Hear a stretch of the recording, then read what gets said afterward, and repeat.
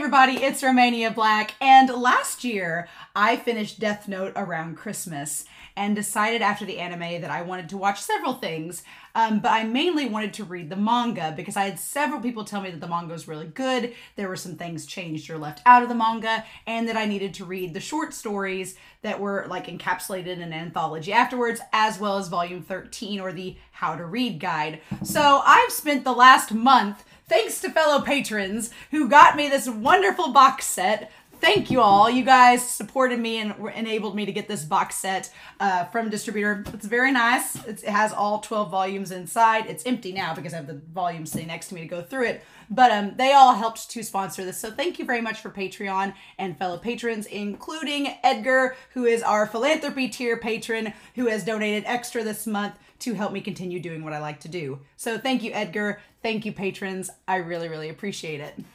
But I have spent the last month going through the Death Note manga, and for volumes 1 through 12, obviously I didn't want to react to them because I've watched the anime, but I wanted to go through and note anything that stood out, anything that was different from the anime, and talk to you all about it. And then I have not read volume 13, the How to Read guide. I want to react to it with you all and react to the short stories. So this may be a long video, but we'll consider it like a recap, right? Because it's the end of our Death Note journey. I'll talk about that. Well, it's not the end. I'll talk about that at the end of the video. But we do have several volumes to go through. I'm really excited. I did not get the black editions because as cool as they looked, I loved the covers of the original manga releases. So that's why I opted for the big composite set because I had the original covers, right?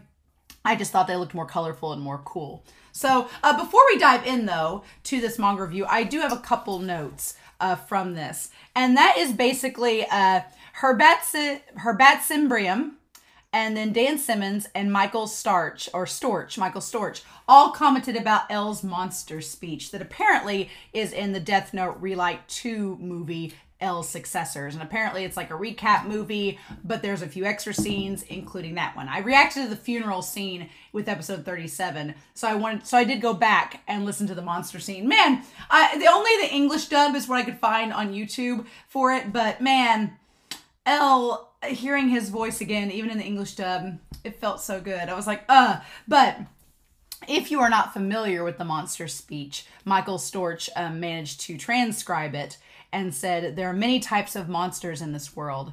Monsters who will not show themselves and who cause trouble. Monsters who abduct children. Monsters who devour dreams. Monsters who suck blood. And monsters who always tell lies. Lying monsters are a real nuisance. They are more cunning than other monsters.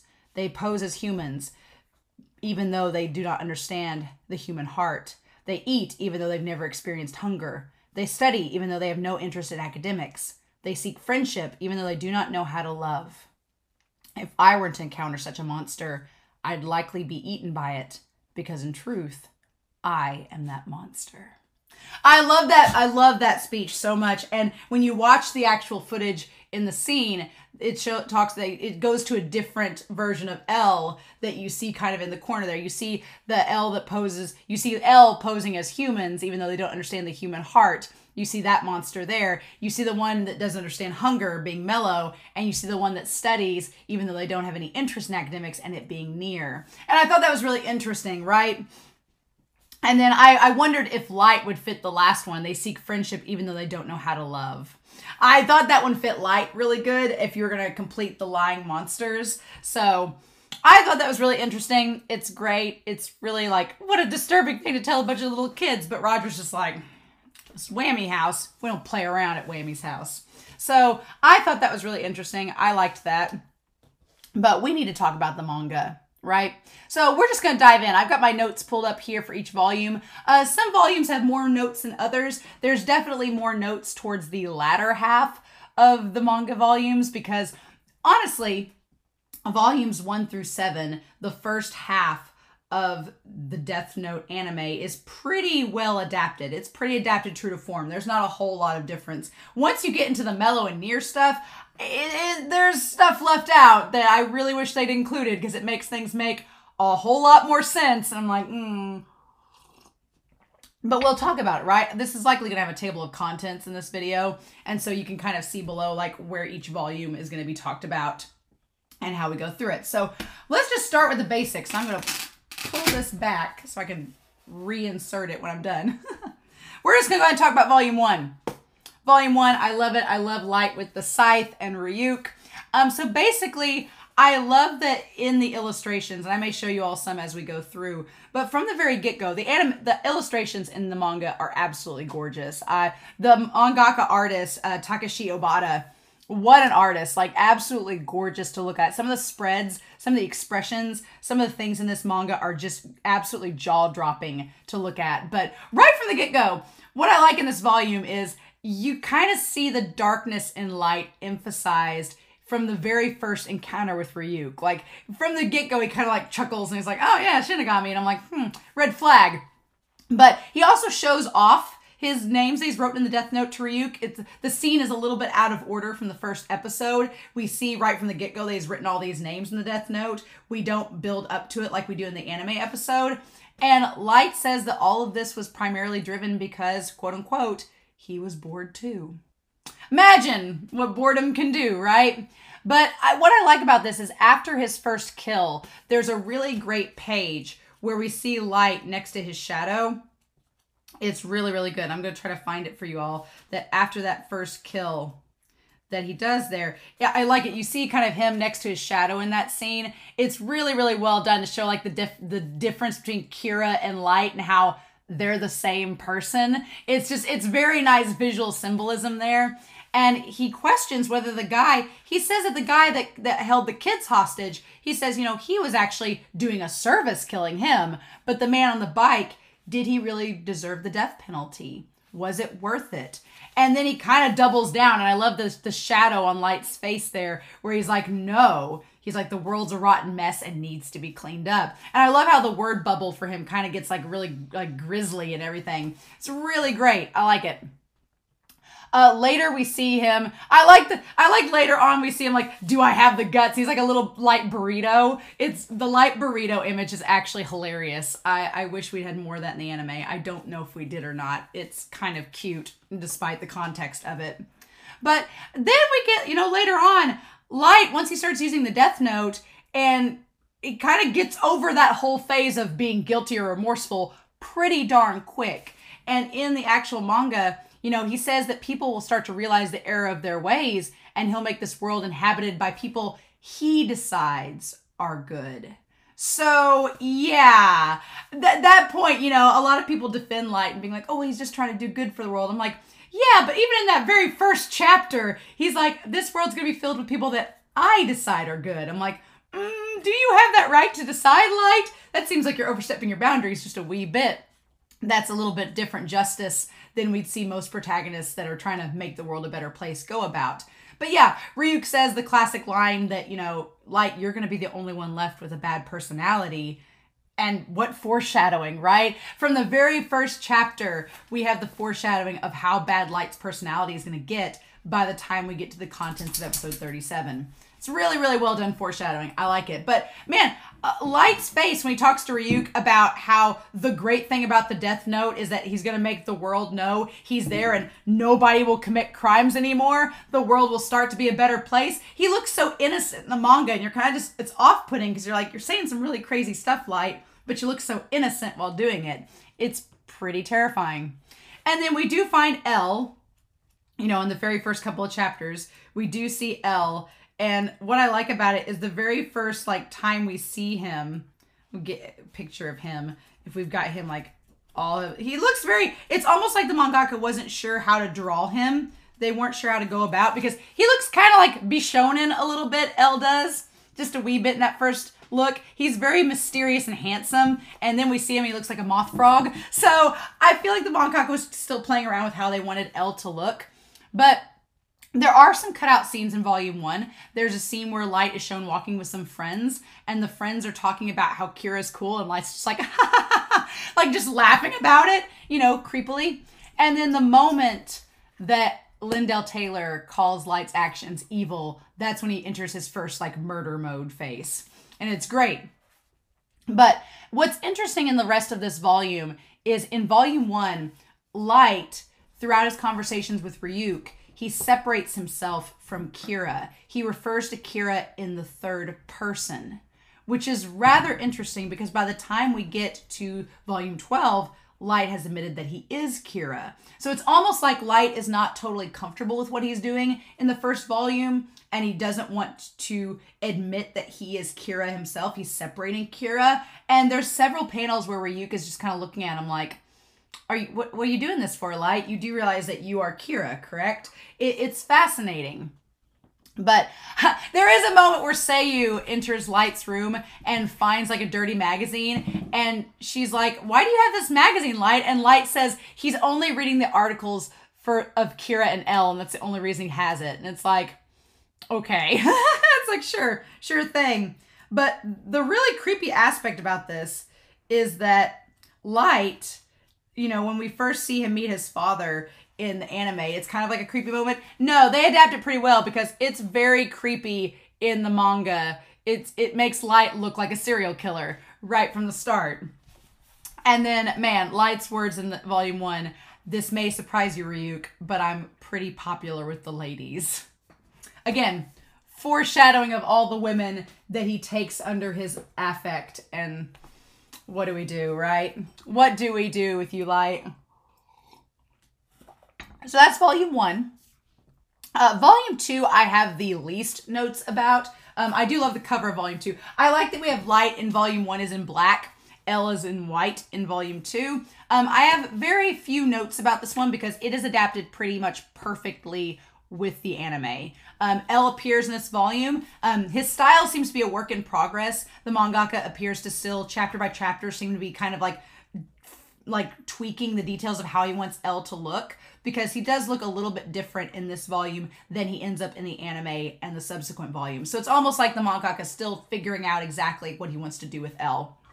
But again, Elle says that he's like Kira and that he's childish and hates losing, going back to the monster speech. I do want to make note that there is a moment, and I'll put you guys a screenshot up here, where the face that Elle makes to the task force, he tells them all that it's going to be okay because the good guys always win in the end. This face that he makes, I'm going to put an image of Nier up there. The face that he makes saying the good guys always win. That face is the exact same expression that Nier makes when he confronts Light in episodes 36 and 37. And it ties so perfectly with the idea that the good guys always win, of Light being cornered and called out. At the moment I saw that face there, I was like, oh my God, it is Nier's face. It was great foreshadowing, a great parallel. It's wonderful. And then we have the confrontation between Naomi and Light starting in this volume. And I'll admit, going back and seeing Naomi, it's really sad. Really sad, because Naomi was such a good character for the short time she was in the volume. So then we have volume 3. Ryuk gets to grace the cover in blue. And we have Light teasing Elle that he's figured out about him lying about the FBI and coming, and it's honestly the point where Light teases Elle is like, you could take it as like a spark of sexual tension. Like the fact that he notes there's the scene at the dinner table where Light kind of calls out Elle for trying to like trick him, and he's like, I'm above it. And Elle kind of like does a thing with his thumb where he's like, uh-huh. It's like, that's like the one spark of sexual tension between the two of them. And immediately after that, Elle's like, man, your son Light's pretty intelligent, isn't he? I'm like, I think at that point I was shipping the two of them when that moment happened, like that early on. And in the manga, it's very pronounced. It's just like you can feel the tension come off the page. In the manga, inside the bag of potato chips, I don't remember this being the case, but there was also a piece of paper and a pen. So when Light reached in to grab the potato chip, he was writing names on the piece of paper. I think the anime had that, but I made a note of it just in case. And I've heard people back when we had the potato chip conversation comment that the potato chips have a big significance in the story. I feel like they represent the deaths that Light is causing, and that potato chips are kind of a junk food. You eat them and you don't think about it. And I could see like symbolically them representing how Light just doesn't even care about the murders he's committing. At this point, they're just potato chips. He's just taking one, eating it, doesn't care. It's that nonchalant to him. So I thought that was interesting. Light's appearance during the exam, or Elle's appearance during the exam, is iconic. And I love the I am Elle face. It's really well done. It's perfect. The anime did such a good adaptation of that. Iconic. And then the one time, other than episode 37, that we really see Light come undone is the he got me moment, where he's never been so humiliated in his life. What I love is that this early on, we see that the mangaka makes Light look so ugly. And he just looks so different, where he's not smiling, he's menacing. And then I didn't realize this in the moment, but the laugh that we get in this volume is the laugh that's in the OP too for the anime, the laugh that's in the second half. I kept waiting for this face to come up in the anime, and the joke is we've already seen it. We saw it way back like in episode 7, 8, or 9, and it's that same face of him just laughing hysterically, being like, I'll become friends with Elle. And I will go ahead and say this.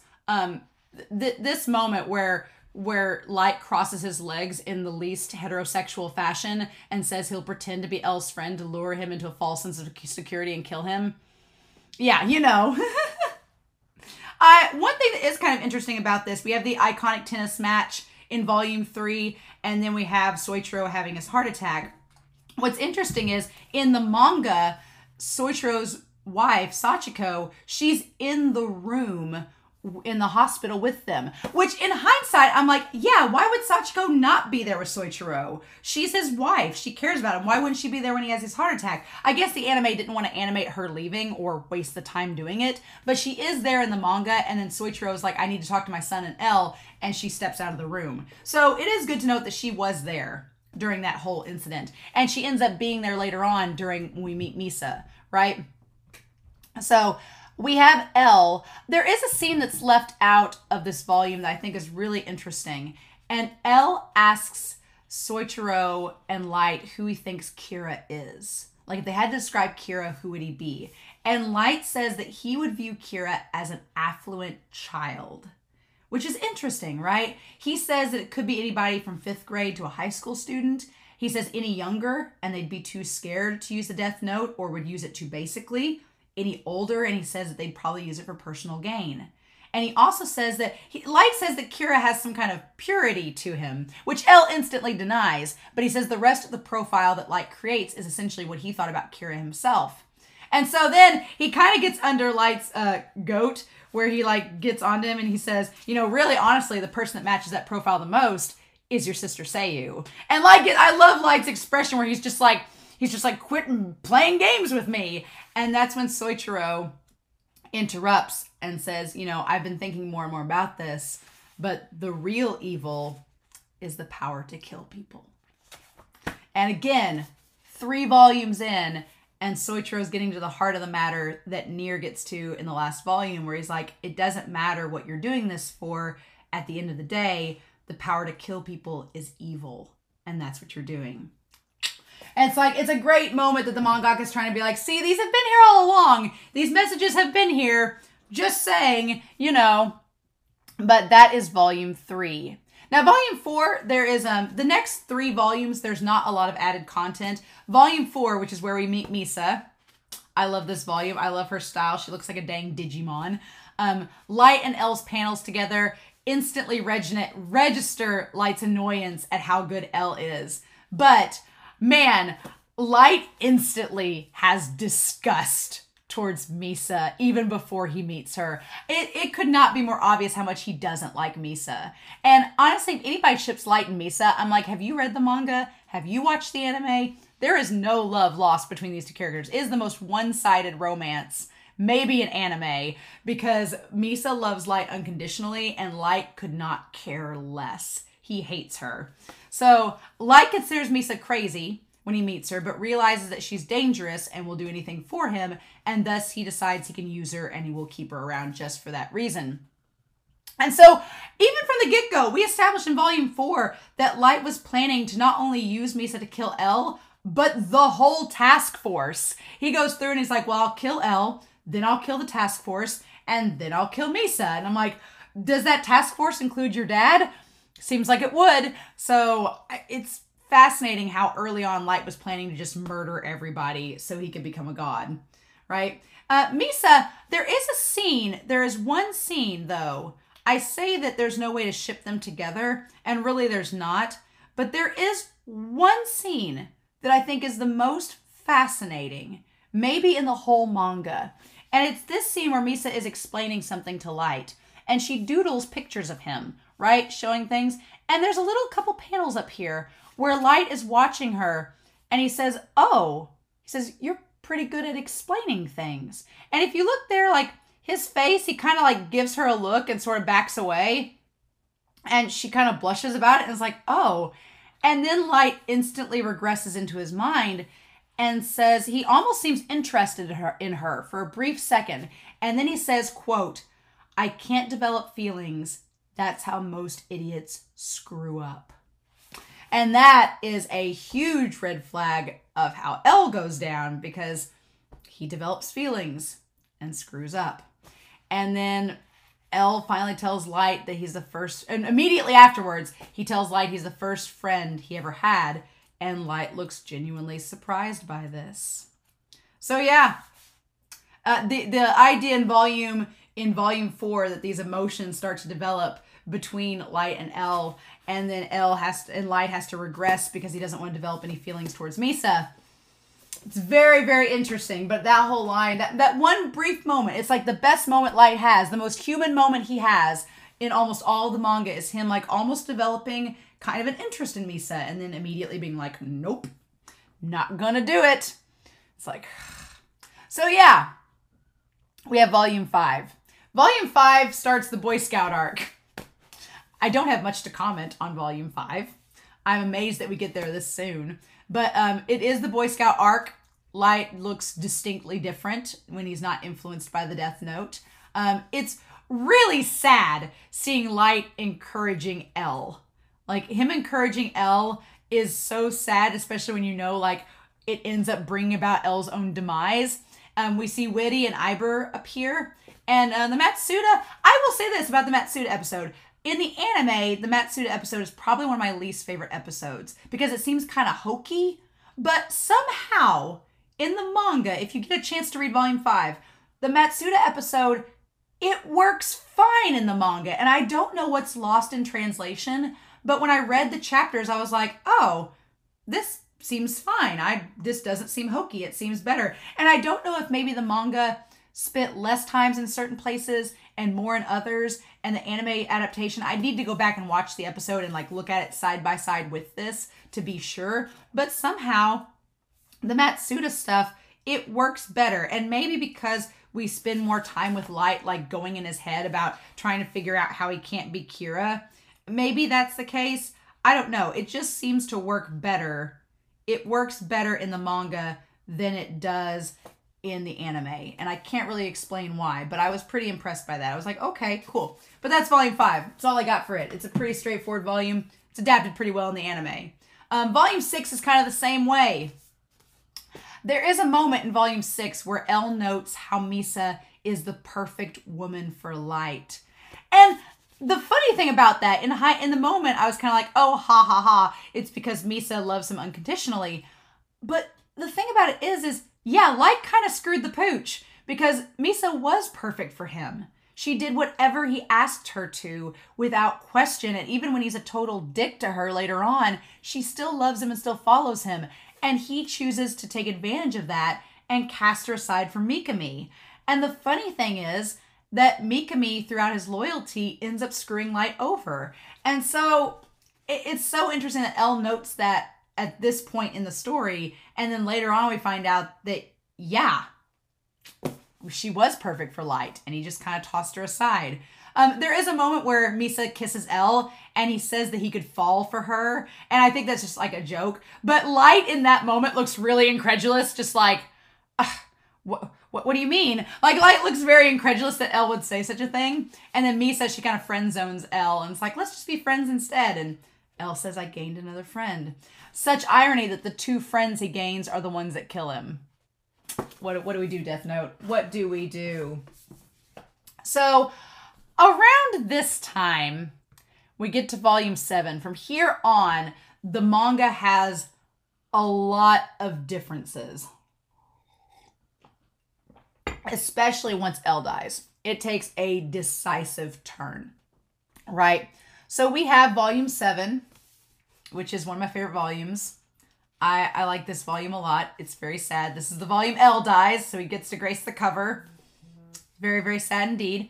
But when Elle touches the notebook, I really like that he's instantly thinking of all the various pieces of information that leads up to him thinking certain things about Kira. Now, there is a moment where Light touches the manga, he touches the Death Note, and he screams. I do think the anime handled this scene incredibly well, because we see him touching the notebook and getting all of his memories back, and it's an incredible double spread. I'm like, oh my God. The anime handles it perfectly, but we see all of that in that moment of Light remembering everything, right? And I like that in the corner there's just the Death Note falling and him looking at it, like the origin of it all, right? Such a good double spread. So good. But Elle figures out that something might be off with Light. Light lies in the manga and says that he has developed feelings for Misa, because during the whole Boy Scout arc, Light said he didn't feel anything for her. He's like, oh, I don't know why we're together. I don't feel any romance for you. And Misa's like, what do you mean? And Elle's kind of like, well, that's weird. And then once Light gets his memories back from the Death Note, he's like, oh no, I have developed feelings for Misa. She needs to stay by my side. And Elle's like, that's weird. And he calls him out for it. And Light says, well, I kind of just developed feelings along the way for her. And Matsuda, Baka, congratulates him, and Elle just kind of like stays to a distance and lets it go, right? So lots of things in the anime that I had questions about and was like, how is this even possible? The manga explains. And I'm like, why the anime chose not to do this and explain it the same way will always baffle me. But Matsuda and Aizawa, when Light meets up with Misa the first time after Higuchi's death, I was saying in the reaction, like, why didn't they see them in the cameras? What's up? They turned the cameras off. Aizawa and Matsuda turned the cameras off when they first met out of respect for them. No! I was like, oh, you bakas. You would have seen everything if you hadn't done that. And so Light, he looks on a like full on like a villain at this point in the story leading up to Elle's death. He looks full on like the antagonist, to be honest. And then we have the iconic moment where Elle dies. And in that moment, when he looks up at Light, it's just, he looks up and says, I knew it. I wasn't wrong. But, and then he dies. So I do like the fact that we get confirmation that Elle knew that Light was Kira in that moment and was like, I was right. And that was it, right? So for some reason, at the end of the chapter, there is a timer set on the transmission. And the timer is for 20 days, 18 hours, 31 minutes, and 30 seconds. So it seems like it was like 21 days for the timer to go off. I'm not sure when it actually started, though, or what the deal was. I don't really know.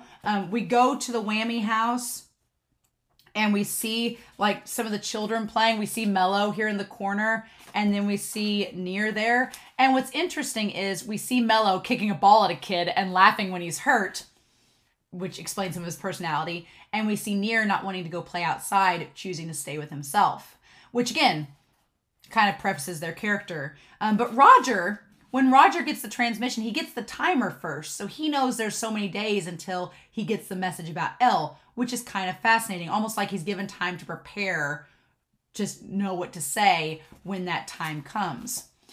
We get the whole thing with Light and Misa, and Light wanting Misa to move in with him. It's a little bit different. I kind of like it a little bit better in the manga, where they're just walking down the street with Ryuk, and that's when Light's like, he's thinking about different things, about taking over the task force, and that's when he asks, him and Ryuk are talking, and Ryuk's like, well, it's not going to be any fun now that Elle's gone. He's like, no, I'm going to show you the creation of a new world. There are a lot of idiots out there. It's not like everyone is on Kira's side just because Elle's gone. Now the second battle begins. So I do like this nonchalant transition in the manga, although the anime goes so extra and having him like on the rooftop orchestrating with the pen. That is not in the manga. It is very much anime only. The foot massage, the whole scene in the rain, all of that, it's all anime only. There are parts that I wish the anime had spent more time on adapting from the manga, especially once Elle dies. But I'm not gonna lie, I do like the scenes in the rain. I do like the foot massage, and I do like the orchestra parts with Light and Elle. The anime did well adding those extra moments in. I'm okay with that. I'm fine with that. But here it's much more nonchalant, right? And Ryuk comments how sad it is that Misa is being used. He says, how come she never considers that she's being used too? Oh, well, I guess that's what makes this interesting. So Ryuk's like, you know, she's getting used this whole time. It's a shame she doesn't realize it, but... So Misa makes a point to ask Light if she needs to hold a press conference to announce that he's her boyfriend. And Light says no, which kind of foreshadows the conversation he'll have with Takeda later on. Man, and then Mello and Nier getting called into Roger's office once the timer goes off and reaches 0. I like Nier's in white, Mello's in black, signifying the two of them together. And we don't get the rest of this encounter until after we see them as adults. So the anime makes this all happen in one fell swoop. The manga separates the scenes. Like we see them all gathered together with the puzzle with the L at the bottom of it.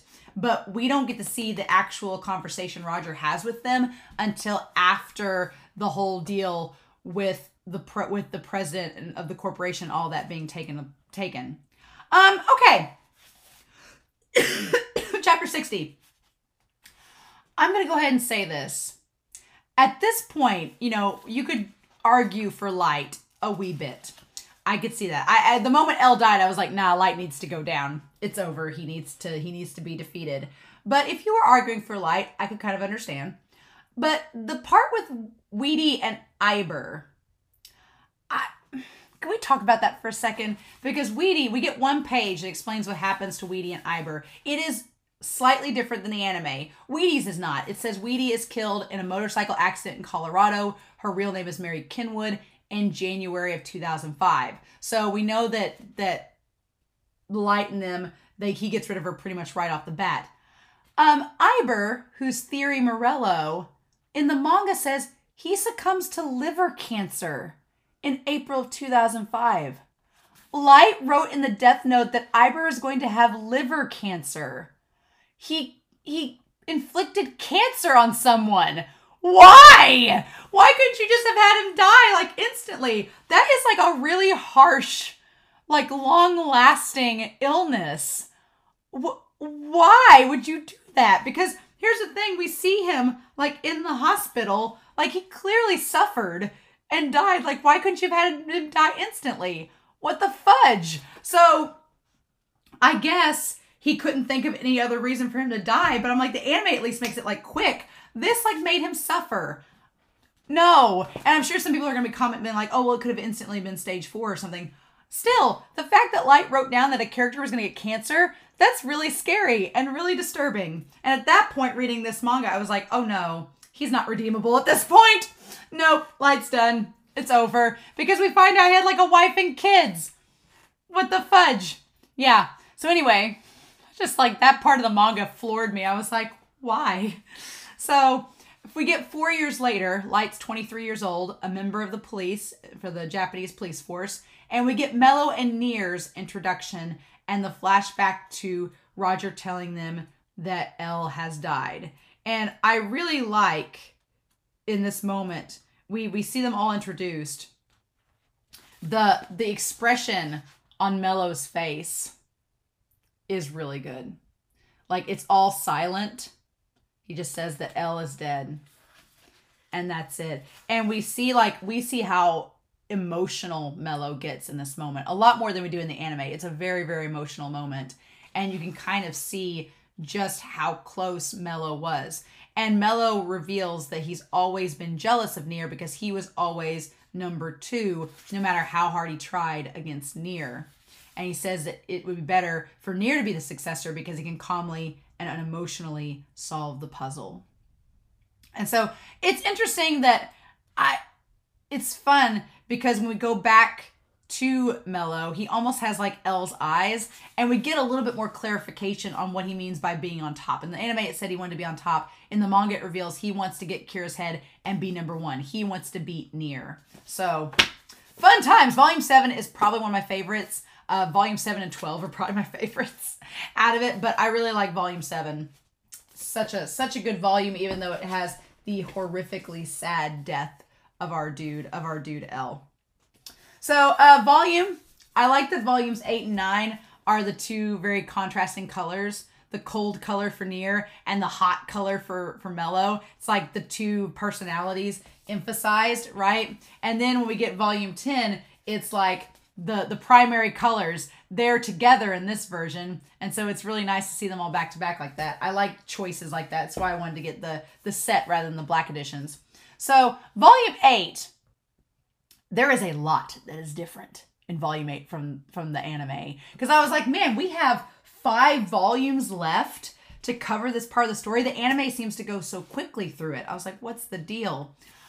Yeah, volume 8 has a lot that is different from the anime in it. And I'm really glad that I read the manga because it helps to explain a lot. So when Seiyu is captured, Light goes into a lot more detail about how Kira is not one of the task force and why he hasn't killed the task force yet. And it's interesting. And he's telling the task force this as Light himself knows that he's Kira. Now, Light does admit in this volume, I will be transparent and acknowledge, Light does admit that he cares about Seiyu, but acknowledges that him working to save Seiyu works to his advantage because it will help him not be suspected as Kira. So it's kind of like not a backhanded compliment, but it's like he admits that he cares about his sister, but that he needs to save her because ultimately it will help him not be suspected as Kira. And it's like, okay. Light is a super control freak, if we did not get that already. And he doesn't want to consider the idea of someone else using the Death Note besides him. He even chides Misa when she points out that since Rim is gone, it doesn't matter with notebook possession. Like, he gets onto her. Like, she actually admits, she's like, well, it doesn't matter. Rim's gone. So it doesn't matter who possesses this notebook. And Light gets mad at her for it. And it very much establishes in this volume that Light wants to be in utmost control at all times. And it's like, there's not a lot of sustainability in that, but we'll let you do your thing, Light. So Light brings Misa to LA with him for her eyes, but she stays at a different hotel with him at first. It's revealed that she's actually doing a movie in LA around the same time, and it's convenient, and it puts them there at the same time for reasons. Obviously, because yeah, why would he bring Misa with him, right? And let the task force know, but they find out Misa's there, but they believe it's because she's shooting a movie there, and Light just conveniently brought her along and had an excuse to go with her. He's tricking the task force, right? So it's interesting. It's very interesting. Nier questions Soichiro later after he saves Seiyu and determines that it's Mello from the fact that he has an elaborate plan and was eating chocolate. So Nier has a Q&A with Soichiro after they save Seiyu and asks Soichiro if the person that had Seiyu was eating anything. And he's like, well, it kind of sounded like he was eating something. And Nier says, well, elaborate plan, eating chocolate, probably is Mello. And kind of narrows things down based on his own opinions. Cedo. Cedo's interesting in this volume. He admits that he laments and admits that if he doesn't get his notebook back, he could die because he's not been writing names down and taking lifespans. So it adds a little bit more urgency to Cedo, where he has to get the notebook back. It's not just him showing up randomly in the anime and being like, oh, hey, I've been gone this whole time. I need my notebook back now, conveniently for the plot. No, in the manga, it's revealed that Cedo really didn't care for a long time that he didn't have his notebook. But suddenly he's like, oh, if I don't start killing people, I'm going to lose my lifespan. I need to get that back. And that kind of spurs him into action. So that's an interesting twist. Nier taunts Light that he's not going to help him. And Light gets riled up saying he's going to kill him until the SPK members start dying. And that changes Nier's tune. So there is a lot in these volumes of the manga. A lot more tension between Nier and Light. And unlike Light and L, it's never anything that I was like, oh, sexual tension between the two of them, even though I think L is like asexual. There's nothing ever romantic or anything like that, but there's definitely a villain versus, you know, like, I don't know if I would describe Nier as a hero, but it's definitely like you can see these two characters and the rivalry between them. I feel like it's much more sinister and pronounced than L and Light. With L and Light, it almost seemed kind of wholesome in a way, in the weirdest of ways, because of L's like warmth that he had to him, oddly enough. With Nier, there's not that warmth. So you have a cold character and a cold character, and they're just absolutely at each other's throats. The tension is a lot more palpable in the manga between Nier and Light, and I kind of like it a lot. It makes her a much more interesting dynamic than I think we see in the anime. It's very interesting. But yeah, so Mello calls Soichiro and tries to suss out who L is. And in the manga, they tell Mello that Matsuda is L to like try to trick him. And it works for a pretty long time in the manga. And Matsuda's like, I'll volunteer to say that I'm L. And Mello's like, what the hell? And so it's very interesting.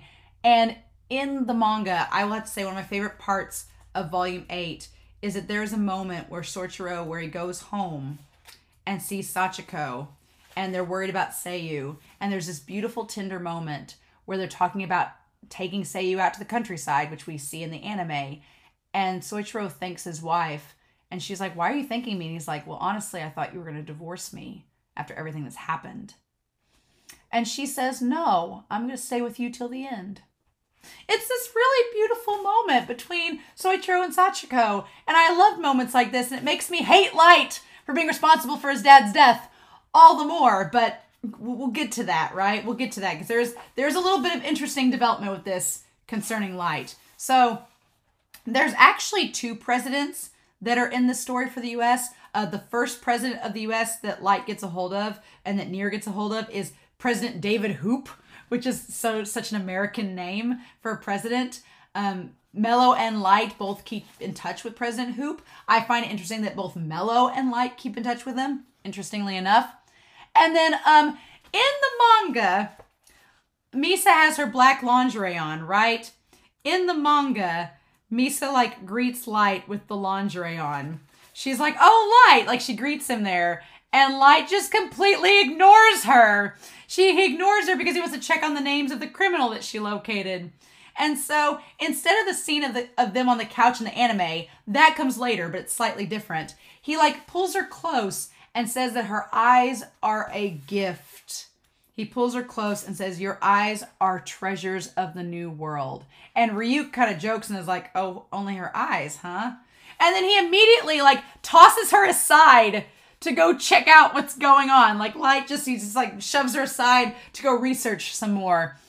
Least heterosexual character in anime, I tell you all. And what's interesting is, as he's researching, Light says that Nier, he's like, I've pretended to be brainless, but L is the greatest detective in the world. And to Mello, let me show you who's going to change the world with the Death Note. Kira. So there's this interesting dynamic set up in this volume where Light is fighting Nier as L and he's fighting Mello as Kira. And they're all the same person, but to Mello, he feels like Mello needs to fear Kira, and so he's going to attack him as Kira. But to Nier, he's like, I'm the greatest detective in the world. I'm L. And it's like Light having all these personalities he's trying to embody, and it's like, who's the real Light? Is it all of them? Is it none of them? It's a fascinating twist that goes about it, right? And so the president has this guy, Joe, that originally was going to lead the raid on Mello's hideout to get the notebook. We find that out. Originally, it wasn't going to be Sachiko. It wasn't going to be Soichiro. Well, definitely wasn't going to be Sachiko. It wasn't going to be Soichiro and the task force. It was going to be this guy, Joe, and his own troops. But Light goes into detail about how he needs to get a hold of Snyder, who's the guy on Mello's squad that has the notebook, and control him with the notebook and use it to kill Mello and the others. Which is interesting, right? Misa's still filming a movie while in LA.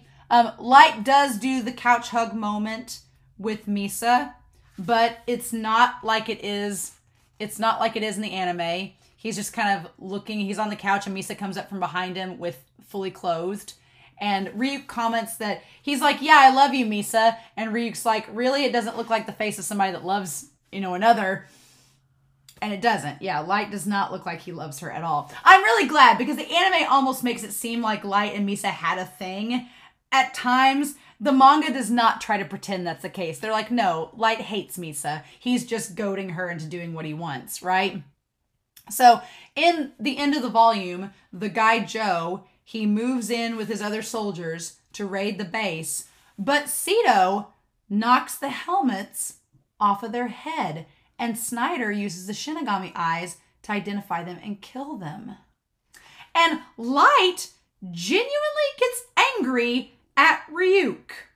He gets very angry at Ryuk, right? Because he's like, what is the deal? Why is this Shinigami doing this? Because now, he's like, now Mello has the notebook and has intel. So he gets angry at Ryuk at the end of volume 8. And Ryuk tells him, he's like, I didn't want to tell you about Sito because I didn't think it was a big deal. And Light's like, you should have told me about him and the deal with the notebook. You didn't tell me this notebook belonged to another Shinigami and what the deal was. He genuinely gets upset and yells at Ryuk. And it's kind of off-putting. It's like, Ryuk's like, sorry. And he says, is there any chance of them finding out who Kira is from the Shinigami? And Ryuk says, oh, that should probably be okay. A Shinigami without a notebook can't talk about things like that. And Light says, probably won't do it. And he's like, okay, then I'm certain about it. So just the fact that Light gets mad and up in Ryuk's face like a death god is absolutely insane. Misa seems forgiving of Ryuk though. She gets it, right? Light has this panic moment and is afraid that Mello is going to find out that Kira was behind the attack. He starts to panic in this volume. Light has a freak out moment because he's not in control of the situation, right? And we talked about this in the reaction for the episode. But Light, he tells Misa to quit her movie and to marry him. And Misa's like, oh, really? He's like, yeah, I'll marry you, so quit your job. And Ryuk's kind of just like, what the hell? And Misa's happy. But as Light is creepily letting her hug him, he is actually talking about, maybe I should go ahead and kill her. Like talking about killing Misa as he told her she could marry him. So he talks himself out of it and says that he needs Misa's eyes to stay on par with Mello. And Mello starts to figure out on his own that Kira may be involved with finding his hideout. And they call the president to let him know, only to find out that old David Hoop, he's already dead. So the first president's been killed by Kira. The second president is the one that's going to like give up things to Kira because he's probably afraid of getting killed like the other one was. So that's volume 8. It's a crazy volume, and it only gets crazier from here because we also have these other volumes that add a lot more content. So volume 9 happens, and Soichiro, we start out this volume with them planning, okay, Joe's team was killed by Sito and Snyder, so what do we do about that? Soichiro, he starts out this volume believing that he is a liability for Seiyu's life while he's still alive. And that adds another layer to the fact that he chooses to take the eyes later on, because Soichiro, in his self-sacrificing justice, believes that as long as he's alive, Seiyu's in danger. So Ryuk admits to Light what Sito came to do to get the notebook back. And because Ryuk didn't tell Light that the notebook was stolen, Light says that Ryuk has to unconditionally help him one time, which explains his action in the anime. I actually wish that they included the scene of Light getting mad at Ryuk in the anime, because him telling Ryuk, he's like, fine, since you didn't tell me this information and now it's put us in a pickle, you're going to have to help me this one time whether you like it or not. And Ryuk's like, okay. And I wish they'd included that, but I think the reason they didn't is because, again, it makes Light look like a total douche. And I think the anime was trying its best to make Light somewhat sympathetic at times, and including that scene would have been like, no. So yeah, it's interesting. And so Light actually tells Ryuk to have Sito kill Mello, and the other men, once he gets the notebook back, he's like, I want you to tell Sito, the other Shinigami, to kill Mello and the others. Like, he's that desperate, right, to get Mello out of the picture. But Ryuk says, he's like, well, I can't guarantee that once Sito gets the notebook back, he's going to listen to you. He may just fly off. And so that's when Light conjures up the plan about taking Misa's notebook and doing the whole thing with the Shinigami eyes to infiltrate the hideout. But it's interesting to note that Light wasn't originally thinking of that. He wanted Jasido to kill Mello and the others, and Ryuk's like, I can't make another Shinigami do that, so probably not the case. I want to say, though, in this volume, Light talks about taking Misa's notebook and strapping it to him using a corset. And now, all I can picture is Light in a corset with the notebook strapped to him. I'm sure there are fan art. I'm sure there is fan art of this. You all will probably in the Discord share it. I'm amazed. I'm like, yes, okay, corset Light, got it. I'm here for it. But we find out there is a huge twist in the manga that is not present in the anime, and I find it fascinating. Not only the thing with Sido, but also the fact that originally Light was going to have the Shinigami eyes go to Matsuda during all this because he says he doesn't care if Matsuda gives his life or what. Which is such an ironic twist because he was willing to sacrifice Matsuda, and later on Matsuda is the one that shoots him. So it's like, oh my God. But Matsuda offers to give up half his lifespan for the eyes. He offers to do it. Matsuda was ready to go through with that plan. And Aizawa is actually very upset in the manga that this is happening. And that's when Soichiro steps in and says he will do it. And Light and Aizawa are both very surprised. But Soichiro said, he's like, I've been wanting to kill myself based on what's happened to my daughter, so this is my chance to take responsibility.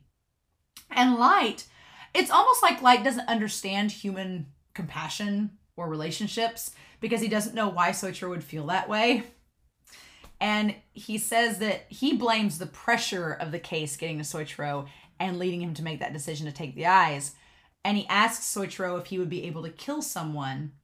Soichiro says yes, even though we all know how this ends up. And Light reasons why Soichiro is doing what he's doing and says, if my dad uses the notebook, he'll... And he doesn't say what he'll have to do. We, the audience, can speculate that Light's thinking he'll have to kill his father. And Ryuk, even though we don't hear what Light's thinking at the end of that sentence, Ryuk adds, even using your father, huh? Like, to be fair, I will give credit where credit is due. To be fair, Light does seem somewhat conflicted during this time that his father has chosen to make the ideal. But he chooses to go along with the plan regardless. There's this looming realization to Light during these chapters that the fake rule Light made up may be what makes him kill his father in the end if needed. And that seems to be like another irony of all ironies, that the rule that he made up to be able to kill L is the rule he may have to use to kill his father. And it's like, who would have thunk, right? Who would have thunk? Mello, when they finally do break into the base, realizes he needs to hide his face, which explains why he has the mask on later when he's confronted. Much to Light's chagrin, Mello orders the soldiers to smash their camera before he lets them in to talk to him. So in the manga, they corner Mello, but he doesn't let them in until they've smashed their cameras, so they can't record what his face looks like, right? So that Light can't see it, which is rather interesting, and that explains the anime why Light can't see his face, right? And so Mello lets Soichiro in alone without a weapon, which is why he's in the situation that he's in. And Light has a freak out in the manga for Soichiro not killing Mihail. And it really is palpable. The moment that Light's like, you should just kill him, just do it. And Soichiro won't do it. It's very, very palpable how much Light is freaking out. And Mello says in the manga, like he does in the anime, there's a little bit added to it. In the manga, he says that he laments he doesn't want to kill Soichiro. But he's like, you've joined Kira, so you've left me no choice. Which is funny because later on when Matt dies, it's because it goes against Kira and there was no choice. So it's kind of like a Uno reverse card. And then again, as Soichiro dies, Light says that it's good his dad knows he's not Kira, but he needs to kill Mello. And man, as much as I know people debate whether Light was really sad that his dad died or not, I'm kind of torn because I do think Light genuinely did not want his father to die. The anime makes it less so. The anime makes it less noticeable because you think Light's whole plan was to have his dad take the Shinigami eyes from the start, but the manga makes it clear that that was not Light's plan. Light at least had 2 other plans first before Soichiro got the eyes. He wanted Sido to kill them, and he wanted Matsuda to do it. So he had 2 other plans. It's just this was plan C, and you can tell Light's not happy about it. But at the same time, that whole hospital scene, it all plays like an act. Like Light is just acting to try to get his father to kill Mello, rather than spending those last moments with his dad. And it's really heartbreaking. So we cut to the next chapter, and Light says he was going to try to trick the people at Whammy's house to write down Mello's name, but Nier got to them first.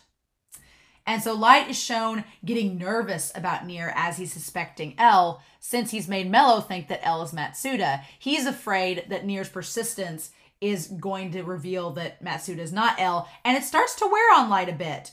Nier, meanwhile, goes into detail to Lindner and Rester of how he believes that L is Kira, and that he's 7% sure, but goes on to explain that he really believes he's 100% sure. He just has 7% evidence and needs to find the other 93%, which I thought was fascinating. And that presents a new way of looking at L, when L was like, oh, I think there's a 5% chance your son is Kira. If you look at it from Nier's point of view and Nier's logic, it means, no, you're 100% sure, but you only have 5% evidence. You need to gather the other 95%. So I really like that we get this insight into how Nier thinks, because it connects to how maybe L thought, and it connects to kind of how that percentage thing works in their heads. I really like it. The task force, they're shown after Mello's attack to be all bandaged up. They've got like their head wounds and everything. Their arms are in slings. In the anime, they just look totally normal the next day. Like you were just in an explosion, but you look fine. In this, they're all bandaged up. Like they're licking their wounds for sure. And then Aizawa has the conversation with Matsuda about whether Kira is evil or not. And he tells Matsuda that a world with peace based on murder and fear is not real peace. And Light comments saying that he understands that Kira is a mass murderer and evil, but that most of the world believes he's justice, and that what he does is evil, but his justice is sacrificing himself to make the world a better place. So the end conclusion, like in the anime, is that the victor is the one who is righteous, and Ide comments, that's the way the world's always been. And so when you compare it to the last volume, it seems to really be one of the main messages of the story, that good and evil can be very subjective, and oftentimes the victor is the one who gets to be the righteous and correct one in that case. And so it's fascinating, right? Light wants to get 70 to 80% of the world supporting Kira, so that Mello and Nier will be considered infidels and hunted down by others, just then the task force. But at the same time, it kind of makes the task force seem like infidels as well, right?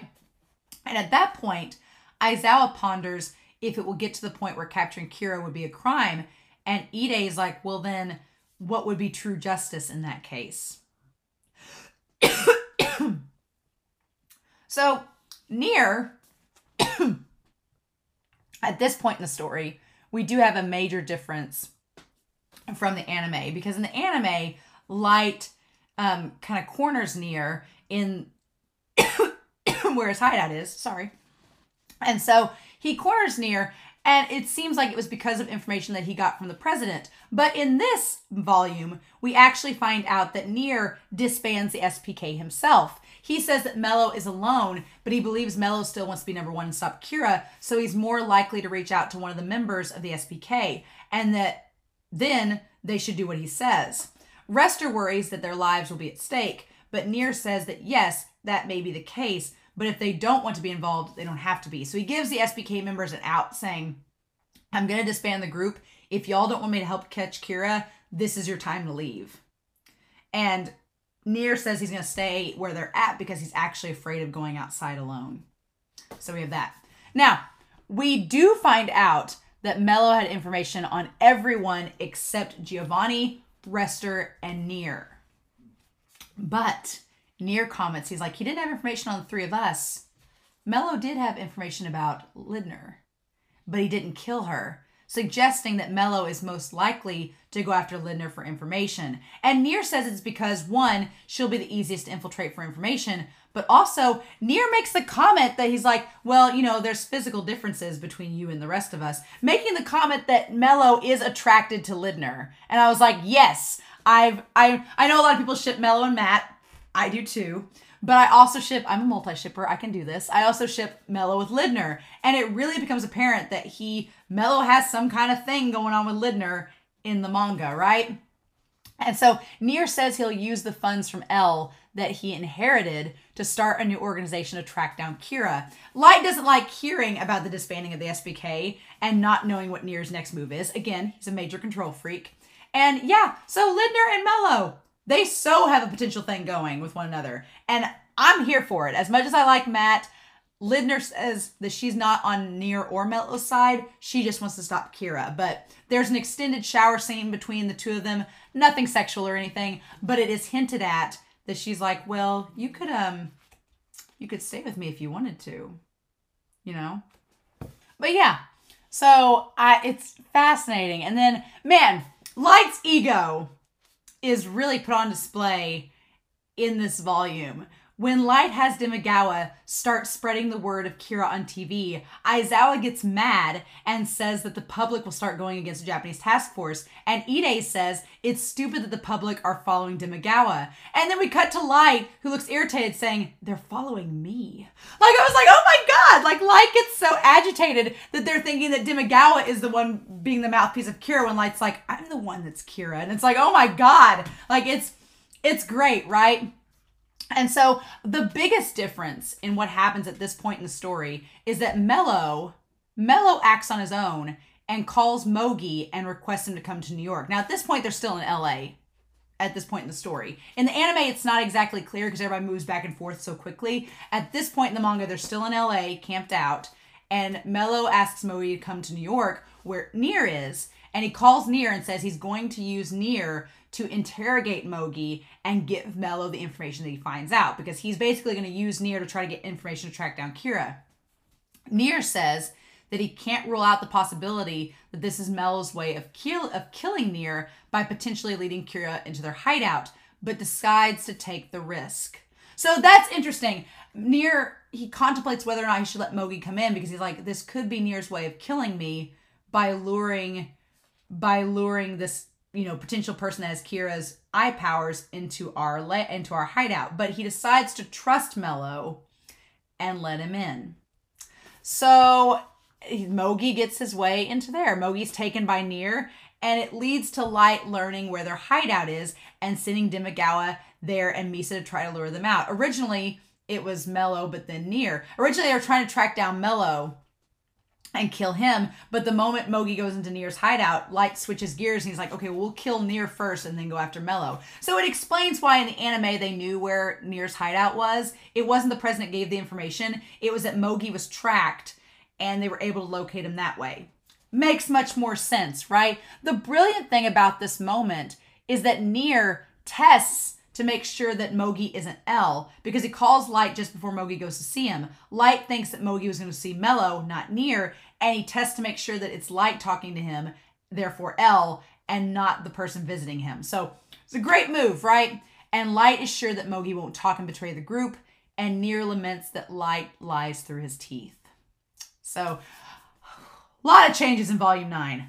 A lot of stuff going on, right? The same thing goes for Volume 10.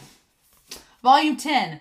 Near reveals Light's plan from the get-go as Light tells Near how he's going to escape. And he says that once he and Mogi come out and have their names and faces on display, Kira will kill them. And then he says he's going to kill everybody. He monologues that as soon as Near comes out, he's going to kill Mogi, kill Near, and then kill everyone in the task force. He said, and then Near says that L is Kira, because it's too big of a coincidence that all this is going down just as Mogi shows up. And he asks the task force to consider that Kira is among them. Light makes this big performance at this point and says that Near doesn't know what he's talking about. But then in his monologue, he admits that yes, that's his plan. Aizawa runs through Near's words and he ponders if Light is actually Kira. Which, yeah, Light's just so sure of himself. He's so confident he can kill the task force whenever he wants to. He's not entirely worried about the task force finding out that he is Kira. He's just trying to play it safe, because Nier's involved. And then we find out that as the riot is going on, the guys that are in the tactical gear, Nier says he's going to pay the guards more than the money flying around the city if they help them escape. And he makes note that Rester is the only one that hasn't had his face seen or his identity known by Kira. So rather than have Rester dress up in the tactical gear, what's interesting is rather than do that, he actually has, let me find this picture in here. He actually has Rester dressed up as a Kira supporter with like a little Kira bandana around them. And he handcuffs himself to Mogi so that Mogi can't run away. So they manage to escape. Light is at a loss and notes that Misa doesn't have the brains to stop the mob. And even if she did, Demigao is useless at the moment, which I'm like, man, Light just giving Misa all the praise, right? And Light wonders if he should kill Mogi to keep him quiet, since he can't be in control of what he says. But then he says, it's too soon to kill everyone, as it would give Nier too much proof that he's Kira. So the fact that he's been debating this entire time whether he should kill Mogi and the others, I'm like, that's great. So we see Light investigating someone to take Demigawa's place. The anime doesn't quite show us this. And we see the questionnaire that Mikami filled out. The only two questions that Mikami answers on the questionnaire is, one, he views Kira as God, and two, the person he respects is Winston Churchill. I'm sure someone in the comments will have a historical reason why Winston Churchill is the person that Mikami respects. It's just very bizarre. It's a very bizarre answer. I was like, okay. But, man, Nier plays dirty, though. Nier, unlike L, who wanted to be very by the book, Nier is not afraid to play dirty. And he tells the task force that Mogi died of a heart attack. He didn't. And even at first, Light kind of suspects that maybe Misa messed up and killed him. Like, Nier's so good, he kind of like has a moment where he's like, did Misa kill him without letting me know? Which is a really good foreshadowing to Mikami. But then he realizes it's a trap, and it's basically to make him look even more suspicious to the task force. Now, in the manga, Light does not overhear Ide and Aizawa's discussion about Aizawa contacting Nier. That whole scene where he comes in with the teacup and sits awkwardly down, that is not in the manga. No, Ide and Aizawa have that conversation by themselves without Light knowing. And Ide says that the only reason he's helping in this case is because of Aizawa. So Light makes note that Ide doesn't know about the confinement that was going on because he had quit the task force at that point. He doesn't know about it. And Matsuda trusts him completely. The only one he's unsure about betraying him and talking to Nier is Aizawa. And so at that point, he decides to have Misa relinquish the notebook to Mikami. So I love the conversation between Aizawa and Ide before he goes and talks to Nier. He says that if he dies, he's counting on Ide to bring Kira down. And I love that Ide says, sure, if I'm not dead too. And it's like, it's just the friendship between Aizawa and Ide is so good in the manga. I love their friendship. It's such a bromance. It's so good. It's great. Matsuda very cutely tells Light that he'll never give up information to Nier, as Light's having a internal mental breakdown trying to figure out Nier's next move. Like this part of the manga is really great because Light has always been in control of the situation because he's always had access to L and knows what he's thinking. The fact that he has no clue what Mello and Nier are going to do, Light has several internal breakdowns. And I'm not gonna lie, it's a lot of fun to read. When you're especially if you don't like Light as a character, you're like, yes, contemplate the choices you're making. But he's just trying to stop Nier and Mello. So he's not really thinking about the consequences of his actions, just freaking out because he doesn't know exactly what to do, right? Here we go.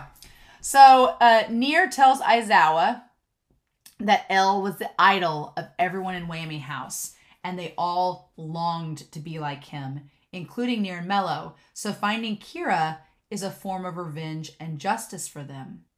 And Nier says Mello was over the top in his actions, including using the mafia, but it was just to get the notebook and closer to Kira. And Aizawa seems to understand, and he likens Nier and Mello's love for L to that of the task force in Soichiro, and notes that at the end of the day, technically, both deaths were essentially caused by Kira.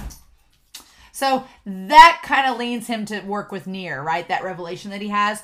We get more moments of Matt and Mello as they trail Mogi and Misa, whom he tells Aizawa that he'll stay with to investigate as they get released from Nier. We get some insight into Mikami's thoughts leading up to him killing Demagawa. Light makes note of how useful Mikami is, but, you know, there's also... He makes note that Mikami is useful, but then he says, but also... And there's no text, which seems like such foreshadowing that Light was like always kind of worried about Mikami in a little bit of a sense, but doesn't vocalize it. You know, famous last words. We get Mikami's backstory revealed, and also when he receives the death note. And there's a little moment in here where when he receives the death note with Mikami, we get the idea that he believes he's a god as well. It's kind of crazy. He talks about how he has received the power of a god and kind of views himself alongside Kira as the same. It's kind of creepy. Mikami also creepily asks Ryuk before he goes back to the task force if he's his god, and Ryuk says no, that would be Kira. And Mikami comments that while Kira is at rest, he will enact justice in his place. So, Nier comments that the moment he stops believing in Light and that he's Kira, he's going to die. That's probably the biggest moment of this volume, is that Nier is like, no, the moment I stop believing that Light is Kira, I'm doomed. Which is kind of relating to the fact of what happened with L. L started to doubt himself, and that led to his downfall. Nier's like, I'm not going to make that same mistake. Matsuda comments that he doesn't think the world can go back to the way it was before Kira, which is something we'll touch back on in Volume 12. And then Mikami, he goes on a talk show. And in code, in the manga, he lets Light know that he's going to act on his own if he can't get in touch with him. So it's a really cool moment because Light's like worried about Mikami, you know, working on his own. And Mikami kind of gives Light a code being like, I'm going to enact things in your name since I can't contact you. And the group decides they need to go back to Japan. Mello realizes that Misa is no longer the second Kira. He also makes note that he doesn't want to attack her.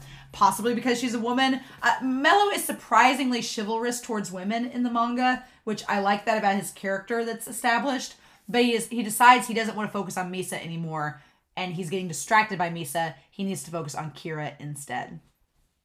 So, Nier has a really great insult of Takeda, though, which I was not expecting in the manga.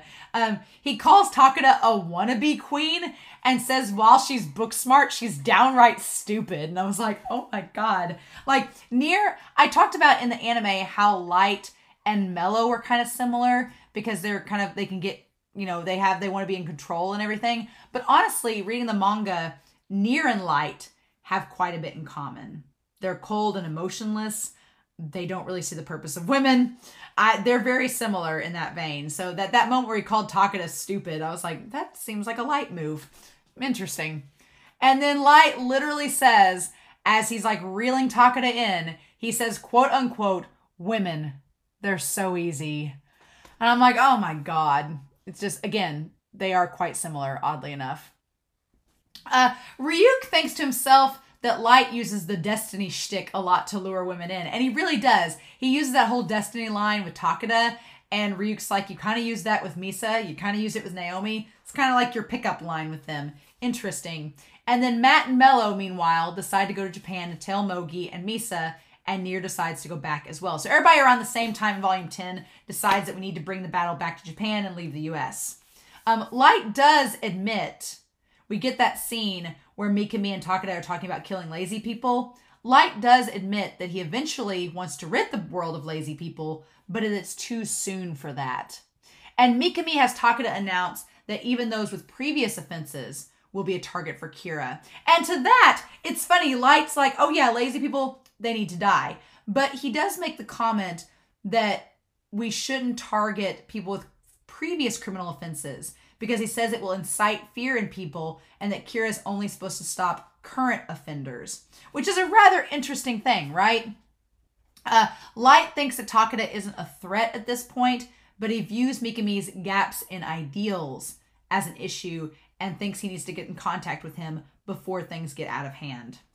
And that leads to the whole thing of them like talking on the phone with Takeda later at the end of volume 10. So we got 2 volumes left. Volume 11, I don't have nearly as many change notes as I did with volumes 8, 9, and 10. It is established, again, the manga giving explanation for the anime.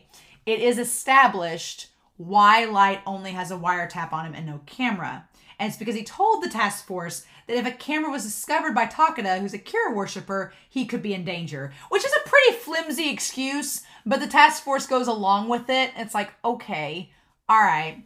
And then Light and Nier's conversation about coming back to Japan. It is so tense. They just keep challenging each other like in code without saying anything. And everybody in the room is kind of like, is there like this weird, awkward, sparking tension between the two of them? And it almost seems like Light and Nier are talking in a language that only each other knows. And it's kind of amazing. But Nier acknowledges that killing Light and Mikami may not immediately solve the problem because Rester's like, well, why don't we just kill Light and Mikami? And he's like, no, because we don't know if there could be Y Kiras or Z Kiras. We don't know how many other Kiras have been set up. And he also says that L would want Light to be rubbed in the face of evidence pointing to his defeat. And so killing him is out of the question. Such an egotistical move, right? But it's great. And so Takeda announces that those hunting Kira will be persecuted. And Matsuda commented that at one time during this whole case, he thought they would be the heroes. But now it looks like that's not going to be the case. So it's really sad, right? Light believes that L would not try and kill him and Mikami without proof. But he questions whether or not Nier would hold up to the same standard. So it's fascinating. Light doesn't know if Nier would do the same thing as L. And I feel like that ties to the next volume where he confronts Nier and is like, you're just a shadow of L, blah, blah, blah. But in fact, Nier holds L's ideals very closely and tries to keep up with them. So it's interesting, right? But basically, after telling her about Kira's powers and that she'll be taking over Kira's role, Light does, to his credit, write the phrase, I'm sorry, to Takeda and sends her home to talk to Mikami. So again, a rare moment. I'll point them out because they're there and I want to be transparent. A rare moment where Light shows a minor bit of sympathy by telling Takeda that he's sorry she had to like find out she's going to become Kira. Again, the stuff that happens afterwards kind of negates it, but it is worth noting that he did tell her he was sorry. Light muses that Nier chose Hal to be Takeda's bodyguard as an obvious ploy to try to get him to kill Lindner and reveal he's Kira to the task force. So at the time of the anime, I was like, why would you make Lindner the bodyguard when it's so obvious that she's working for Nier? And Light muses it's because that it was a way that Nier was trying to like get him to come out as Kira by killing her, so he decides not to do so. So that adds an explanation to that scene. Nier has this really cute panel though, where he's like trying to figure out stuff about Mikami and narrow down that it's Mikami that's the person who is, let me find that panel, that Mikami is the ex-Kira. He's trying to figure it out. And there's a really cute panel where he's like swimming through all these little DVDs and CDs. It's really cute. I liked that a lot. That he's like just trying to figure out who Mikami is. So in the dinner scene with Misa and Takeda, I think it is worth noting that the anime, again, the anime takes some liberties, does some things that the manga does not. In the anime, they make Takeda look very like coy and almost like just very arrogant that she like is with Light more than Misa and knows that Misa's like, you know, the second fiddle now. In the manga, that's not the case. I'm actually amazed. In the dinner scene with Misa and Takeda does not act snide, oddly enough. She acts like kind of sad that Misa would suggest she's going to get killed. Like, Takeda is framed in a much more sympathetic light in the manga than she is in the anime, right? Ide is not happy about the idea that Light is cheating on Misa. I wondered if it would ever be talked about that Light is essentially cheating on Misa with Takeda and that the task force cared. Matsuda doesn't care. He's in it for the drama. But Ida actually is not supportive. Ida's like, he should not be cheating on Misa. Why should he be two-timing? I'm glad that somebody on the task force pointed it out, right? And it's the one who's not in a relationship at all. How do you do? Nier calls Light a lady killer when it comes to women, which is funny because Light seems to hate all women and kills several of them. There is a moment where Light does call home and tells his mom that he won't be able to come home this year. And Aizawa, who at this point has figured out that Light is Kira because of the whole notebook thing, he has this horrific realization that Light may try to convert his mother and sister to Kira so that they'll think Soichiro's death was inevitable. And he is appalled by that concept. So it's a really good moment where Aizawa's like, this is terrible that like Light might do that to his family. So when Mogi and Misa go into Nier's custody, there is this wonderful panel of Light and Nier just smiling at one another. It's absolutely amazing because they take Misa and Mogi into custody, and the task force is kind of mad at them at first because they think they've abducted. And so there's this really good scene. Let me find the moment where they admit that they've been captured and that they were doing it of their own volition. Yeah, there's this moment here, like the bottom panels there, like their faces look almost identical, where they're both like, what for? Just to be on the safe side. Like Nier and Light in the manga, they get at each other's goat so much. And it's so catty, but it's very engaging. Like, I feel like I know that I love L more than Nier and Mello, but I really, really like Light and Nier's banter. It is really fun in the manga. I wish the anime had done it more justice because they're just like two cats fighting each other, and it's absolutely wonderful. So Light looks more and more smug as time goes on, and Aizawa looks more and more concerned now that he believes Light is Kira. And of course, we end the manga with Takeda being taken by Mello. So yeah, that leads us to the final volume. What a beautiful volume cover. It's great. Absolutely wonderful, right? Where we have our shirtless boy Light from the ED sitting there. And then we have Misa there. And we have L perched there. And we have Mello and Nier on either side of him. It's beautiful. So we get the final volume. Nier questions. Nier actually, he questions Lindner at the start of this volume when Lindner says that Mello took Takeda because that was not part of the plan. And Nier says, he's like, were you leaking information to Mello?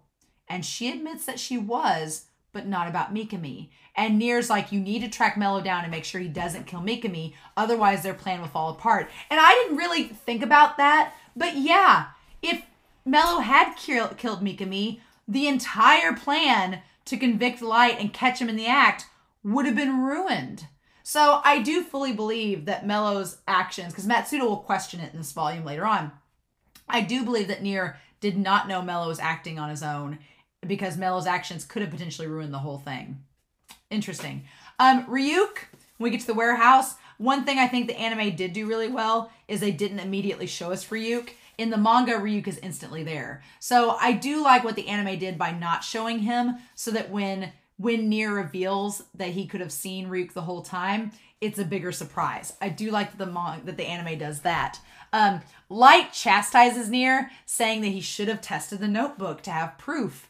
And he says, he basically like gets on to Nier being like, you should have tested the notebook. Saying, one person's life, it could have been an evil person. You should have sacrificed a life or two to test it. Saying that, because that is the one thing, he's like, you tried to solve this case too beautifully. But it works. Nier makes it work. And that's the thing. Light's like, you should have killed someone. And Nier's like, I don't want to do that. I don't want to kill anyone. L was against it. So am I. And so in the moment where everything is revealed and we find out that Light is in fact Kira and he can't talk his way out of it, there is this really awesome panel where Light is like in this primal state. He's like nude in this, and he just looks like the dawn of man, and there's all these panels surrounding him. The two that are most prominent are L's and his father's, right? Which is so interesting. And he's freaking out at the idea that Nier figured out he's Kira, and he can't deny it anymore. And that's when he kind of goes crazy and admits that he's Kira thereafter, right? So what's interesting about this is that Light gives the whole speech about being Kira. He does the whole thing, and it's great.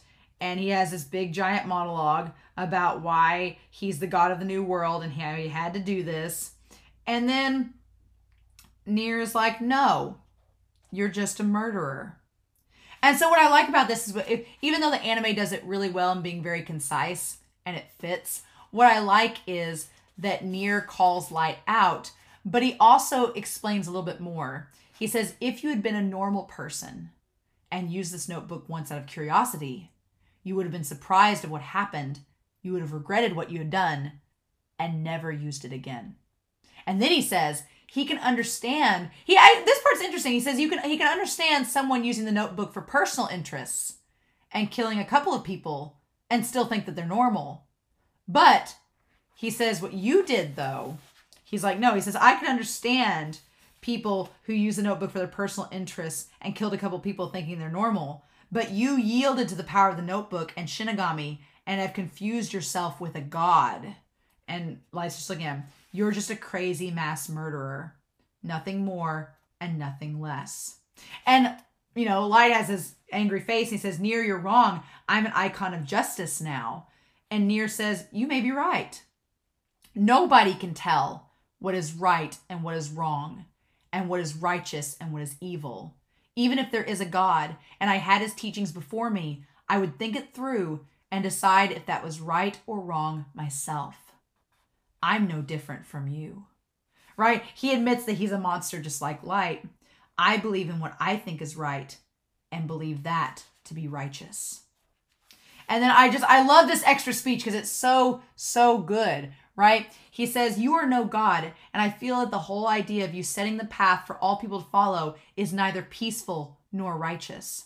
And anybody who claims to be a god and kills people from left to right is definitely evil by my standards. And I love this part.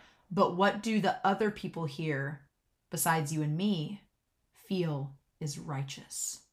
And we see like an image of all of them there. Like Nier's like, we all have our own sense of what's right and what's wrong. And we believe you're wrong. And it goes back to the idea of, if we didn't catch you, you'd be a god. But we caught you, and so you're evil. And it's like, it's so good. I love that he compares himself to Light. And so Light, of course, has the moment where he's like, they're all just useless fools. And Nier says, he admits he's going to lock up Light and will not use the notebook. He's like, I'm not going to use it. Because he's like, oh, well, the notebook's fake, so why don't you test it out?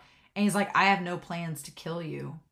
He's like, I don't care if the notebook is real or not anymore.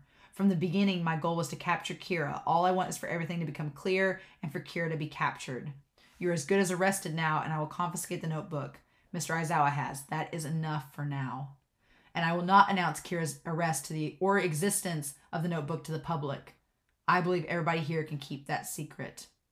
I'll take full responsibility for locking you up in a place where nobody will find you until you die. Yeah, so Light, he basically goes through the same motions that he does in the anime after that. It is really sad when he flails around, like trying to when he tries to call for Takeda and Misa and they have to correct him. And he's just like, somebody kill these guys. Like, it's so pathetic. It's so sad. And then the main difference between the anime and the manga happens, and that's the ending, right? And I'll be honest, the ending of the anime is fine. It's fine. It's cinematic. I feel like the ending of the anime works because it matches L's death. If you didn't have all those added extra anime-only parts with L's death, then the ending with Light wouldn't make sense. But because you have the extra animated stuff with the anime, the death makes more sense there. I'm fine with the manga death because, I'm fine with it. I really am. Because Light basically turns to Ryuk and asks Ryuk to kill them all. And Ryuk's like, oh, okay. And so Ryuk agrees. And the task force, they try to fire at him, and Light gloats up until Ryuk says that he's writing Light's name down in the notebook, since he realizes that Light's at the end of his rope, and there's no way that he can win. He's like, I told you from the beginning this is how it was going to end, and you can't escape now, so what's the point? And it is really, really sad that Light becomes this just like he just becomes this bloody mess begging for his life. But Ryuk's like, yeah, I told you this is what the notebook does. And you didn't believe me, but joke's on you. And so Light begs for his life, and he ends up dying from a heart attack. And poor Matsuda, who shot him and stuff, Aizawa's like, what is it, time for sympathy? And Matsuda's like, Because, yeah, Matsuda did like Light and ends up killing him. And so he dies. And that's it. So we cut to the last chapter, which turns out to be a year later in 2011. And it seems like, everything's back to normal. Things are kind of doomy and gloomy. And people believe that Kira is just taking a rest, taking a break. And so they're still committing crimes. And Matsuda's like, did we do the right thing? And in my head as an audience member, I'm like, well, you'd all be dead if you didn't. So, well, I do whatever you want, right? And Ide's like, if we hadn't done what we did, everything we would have done up to that point would have been in vain. Soichiro's life, everything would have been in vain. And so we get that Aizawa is now the chief of police. Roger is the new Watari, which is great.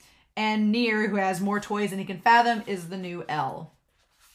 And so what's interesting in this is that at first Matsuda doesn't want to work with him. Matsuda doesn't want to work with L, or aka Nier, because he believes that Nier is responsible for Mikami's death. He's still theorizing about it, right? He talks about how apparently Mikami died 10 days later in prison. He thinks that Nier had Mikami write his death in the notebook, or wrote Mikami's death in the notebook, had him acted out 10 days later. And then we find out he burned both notebooks so that no one could use them anymore. But Matsuda says that it was a way for him to cover up the evidence. And Ide doesn't believe it. Ide's like, he's like, I don't think that's the case. And Matsuda goes on and on all these reasons of how Nier could have killed Mikami. I don't think that Nier killed Mikami. I think Mikami committed suicide. I don't think Nier killed him because Nier seems like he doesn't care at this point. Why does he care what happens to Mikami? I think that's just Matsuda wanting to place blame on him. And Ide kind of acknowledges that. Ide says, no matter what happened, we can all say for sure that the Death Note is the worst murder weapon in the history of mankind. And he eventually tells Matsuda, he's like, look, it's not that you're theorizing ways for Nier to be guilty. You just want him to be. It's your wish. Because even though Light was Kira, you were fond of Light, weren't you? And Matsuda's kind of like, yeah, I was. Which is so sad because Matsuda's the one that ends up shooting him. That he's the one that was concerned for him. And then Ide's like, look, I don't believe that Nier is righteous. Again, he didn't like L from the start. He says, I don't believe Nier is righteous, but the reason I say that we did the right thing is because if Nier had lost there, we'd all be dead. And that's it. And Matsuda's like, well, I guess you're right. And then we see this new guy, Yamamoto. They're all there with Mogi and all them and the task force. And they're all getting ready to go on the next case. And then we cut to the mountains where there's a bunch of Kira worshippers in the mountains. And I'm pretty sure that the leader of them is Misa. So maybe one of these volumes here will explain more about this scene. I hope that this is Misa because that means Misa didn't die. She didn't commit suicide for Light, which she did not deserve. She deserved better. So, yeah. So, yep, that is the manga in an hour and 30 minutes nutshell. But now we also have, we have basically a guide of how to use it. We have the Death Note guide, which I'm assuming has all the rules in it. But I want to look at the how to read guide first, right? And go from there. All right, so I have the how to use it guide for Death Note, which I don't know if I'm going to look at first.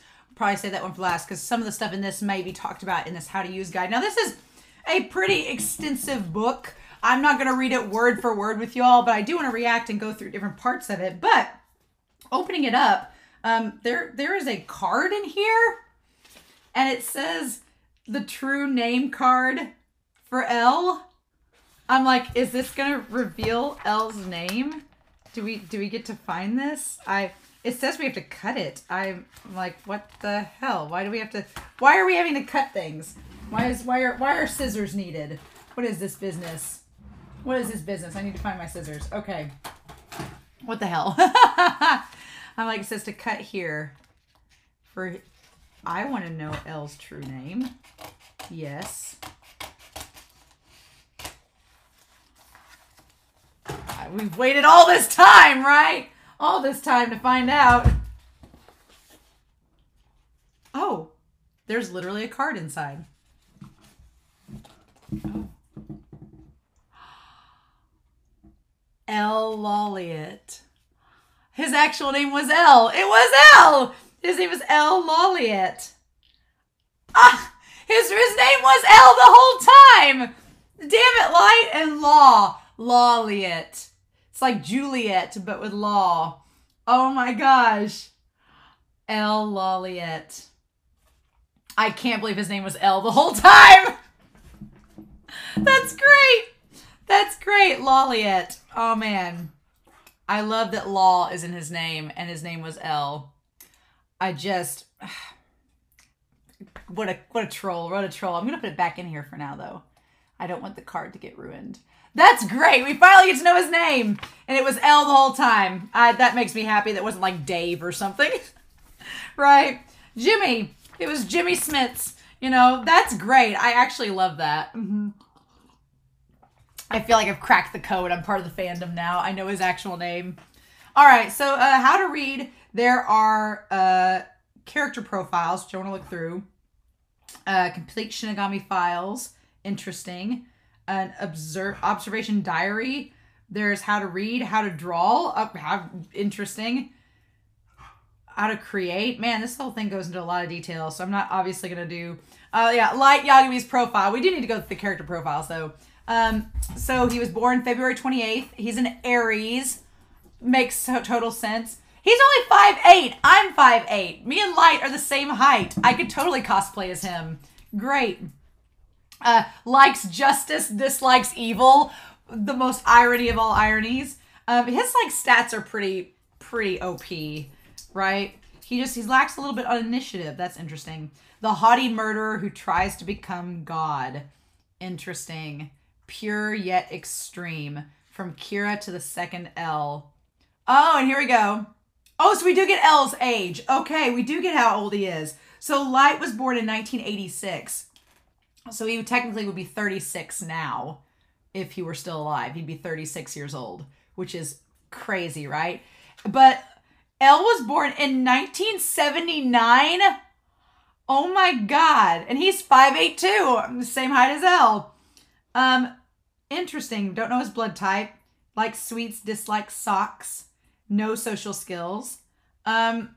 Interesting. Kira's pursuer, the world's greatest detective. He was born October 31st on Halloween, 1979. So what does that make him? He's not a Libra. Maybe he's a Scorpio? Scorpio, right? Interesting. So 1979. So he's technically,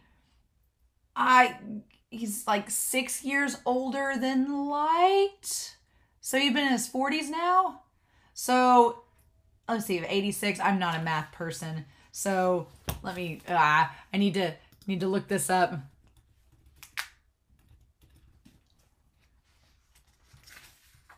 So 1979 to 2019 is, so basically he would have been 44 years old now. And if Light was 36, he's 8 years older. 8 years older than Light. Interesting. Curious. All right. I'm so fascinated at how old he would have been. 44. Crazy. A brilliant mind and daring move. Odd eating habits. And competitive and childish. So come on, kill me if you can. I love it. Mello was born 1989, so he would have been 33. Born December 13th, so he'd been a Sagittarius. 5'6". Likes chocolate, dislikes those better than him. The number 2 candidate to be the next L. A strong desire to be the best in an inferiority complex. Swift action and no conscience. Makes sense. And Near. I like that. Yeah, Mello is pretty well-rounded like Light, which is curious. Mello's pretty well-rounded and Near is not. Near's like only half the spectrum, right? He doesn't have any life or social skills or initiative. And he was born in 1991, so he's a young one, right? He's only 5 foot, 88 pounds. So 91. So he would have been in 2010. He was almost 20 years old. Okay, so yeah, he was pretty much an adult. Dislikes Kira, likes toys and puzzles. The genius who inherits Elle's name. His mind is brilliant, but his social and basic living skills are lower than Elle's. So he can only utilize his abilities when surrounded by support. But he's better than Elle at keeping his cool. Interesting. And then Misa. So she's 2 years older than Light, right? And she's also same as Mello. Well, no, she's a Capricorn. Says she's 5 foot and 79 pounds. 79 pounds? I was 79 pounds when I was in 2nd grade. Girl, what? What even?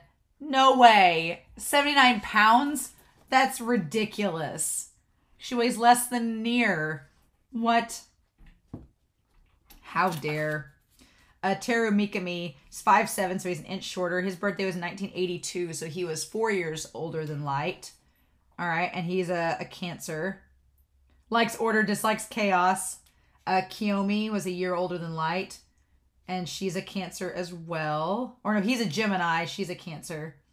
She's 97 pounds. What the hell? 5'4". Likes smart men, hates stupid women. Wow. Soichiro Yagami. Oh my gosh.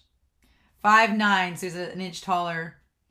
Was born in July, so he's a Cancer as well. Matsuda is a Sagittarius, 5'7".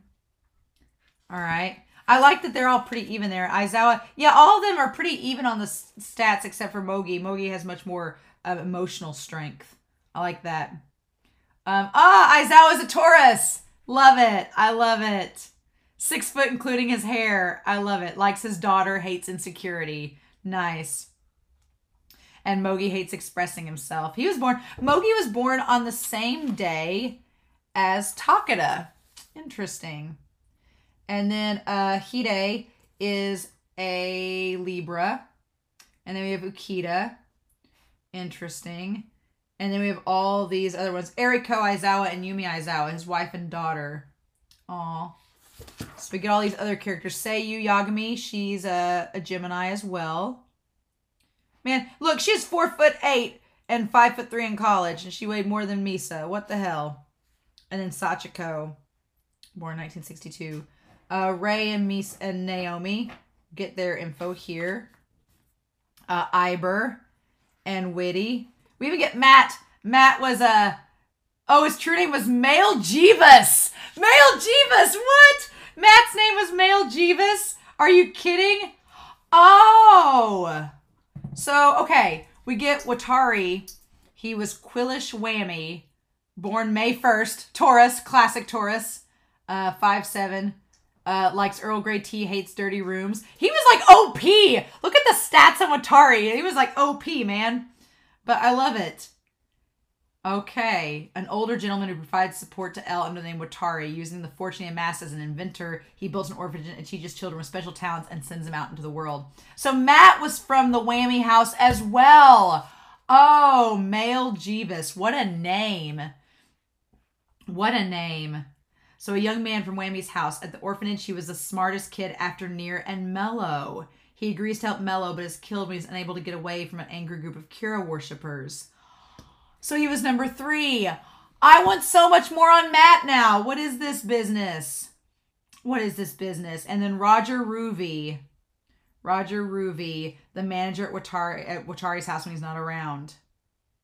Okay, he's the second Watari. So we get Higuchi. We get all the members of the different one from the Toshiabi, that group, the Toshiba, the Yotsuba group. Yotsuba, not Toshiba. I'm thinking of a computer. The Yotsuba group. Rester. His name is Anthony Carter.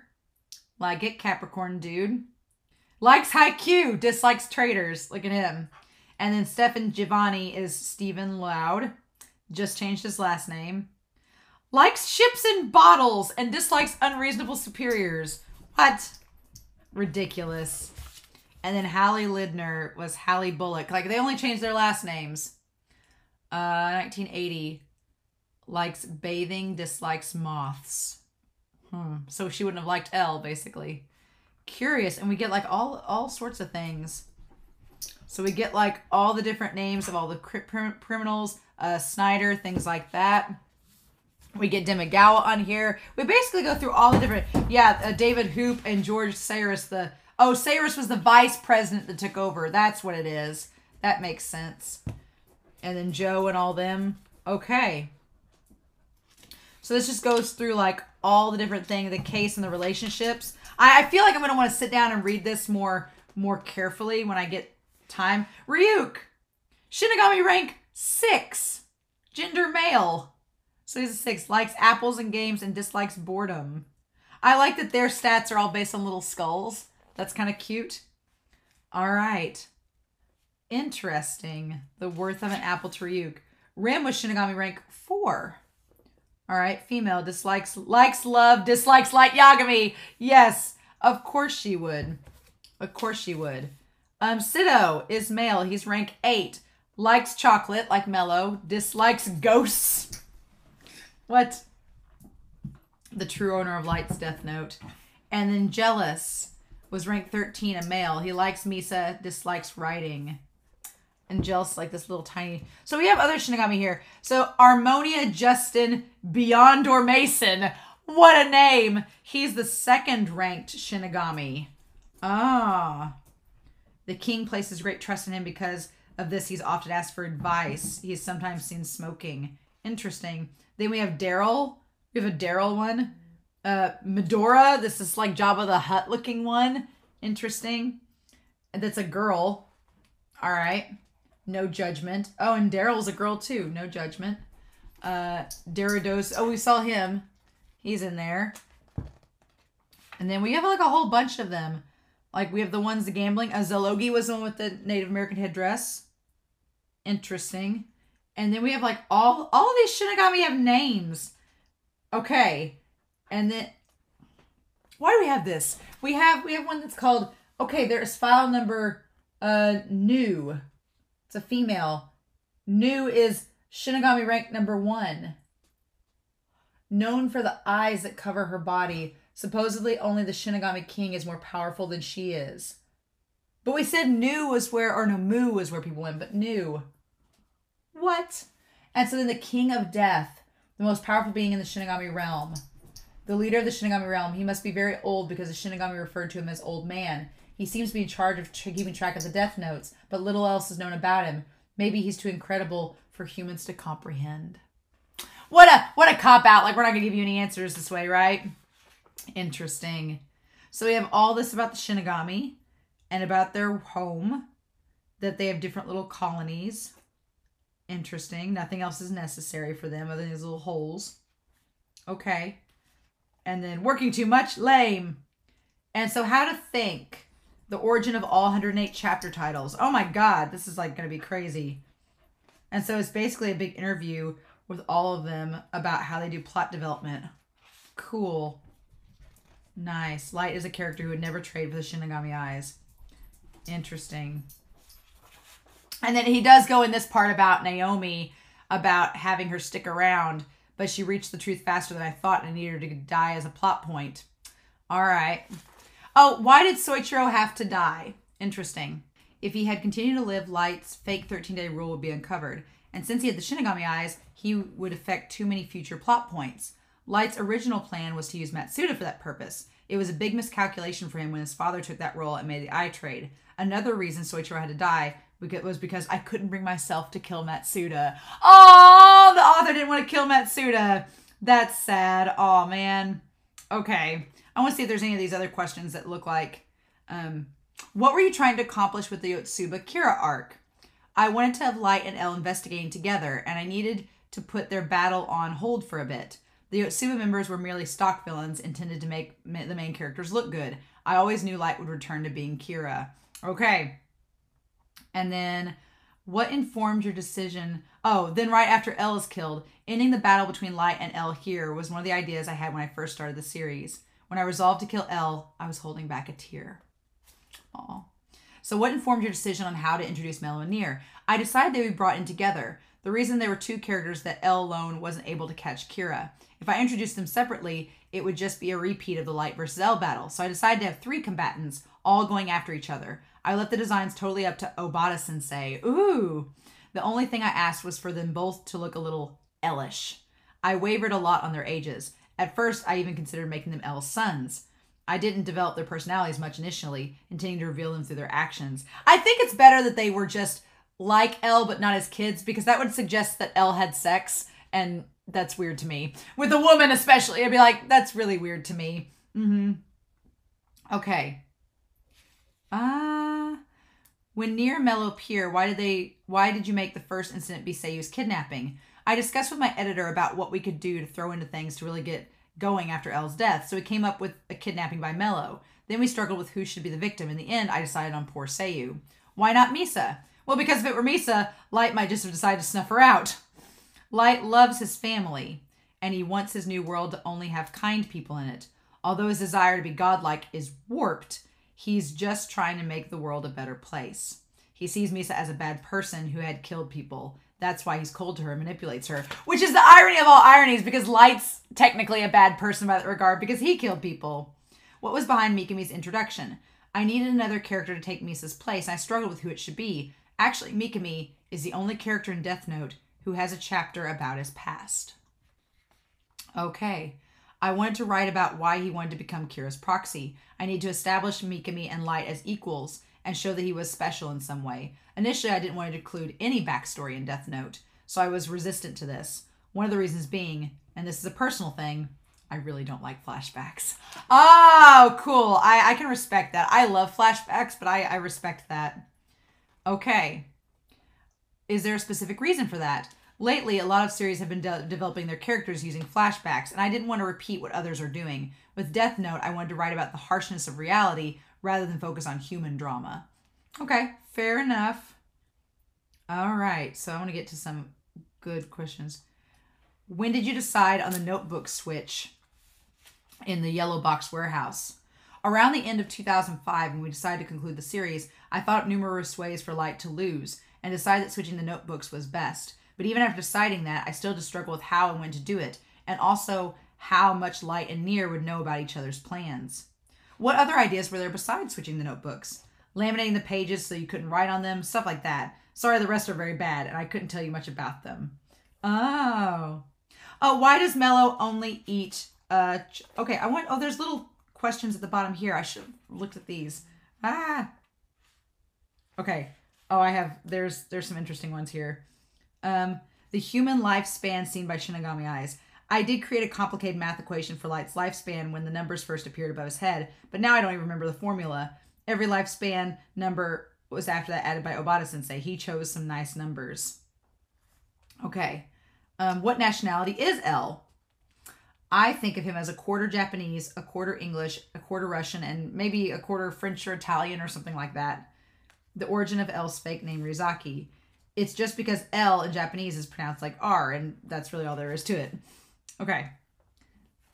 All right, let's see. The tennis match in Chapter 20. I thought it'd be good to have a sports battle as a prelude to their battle of minds. I discussed it with my editor, and he suggested tennis. He thought it was a big thing in college. I thought about golf, but it wasn't visual enough. Yeah, I agree with that.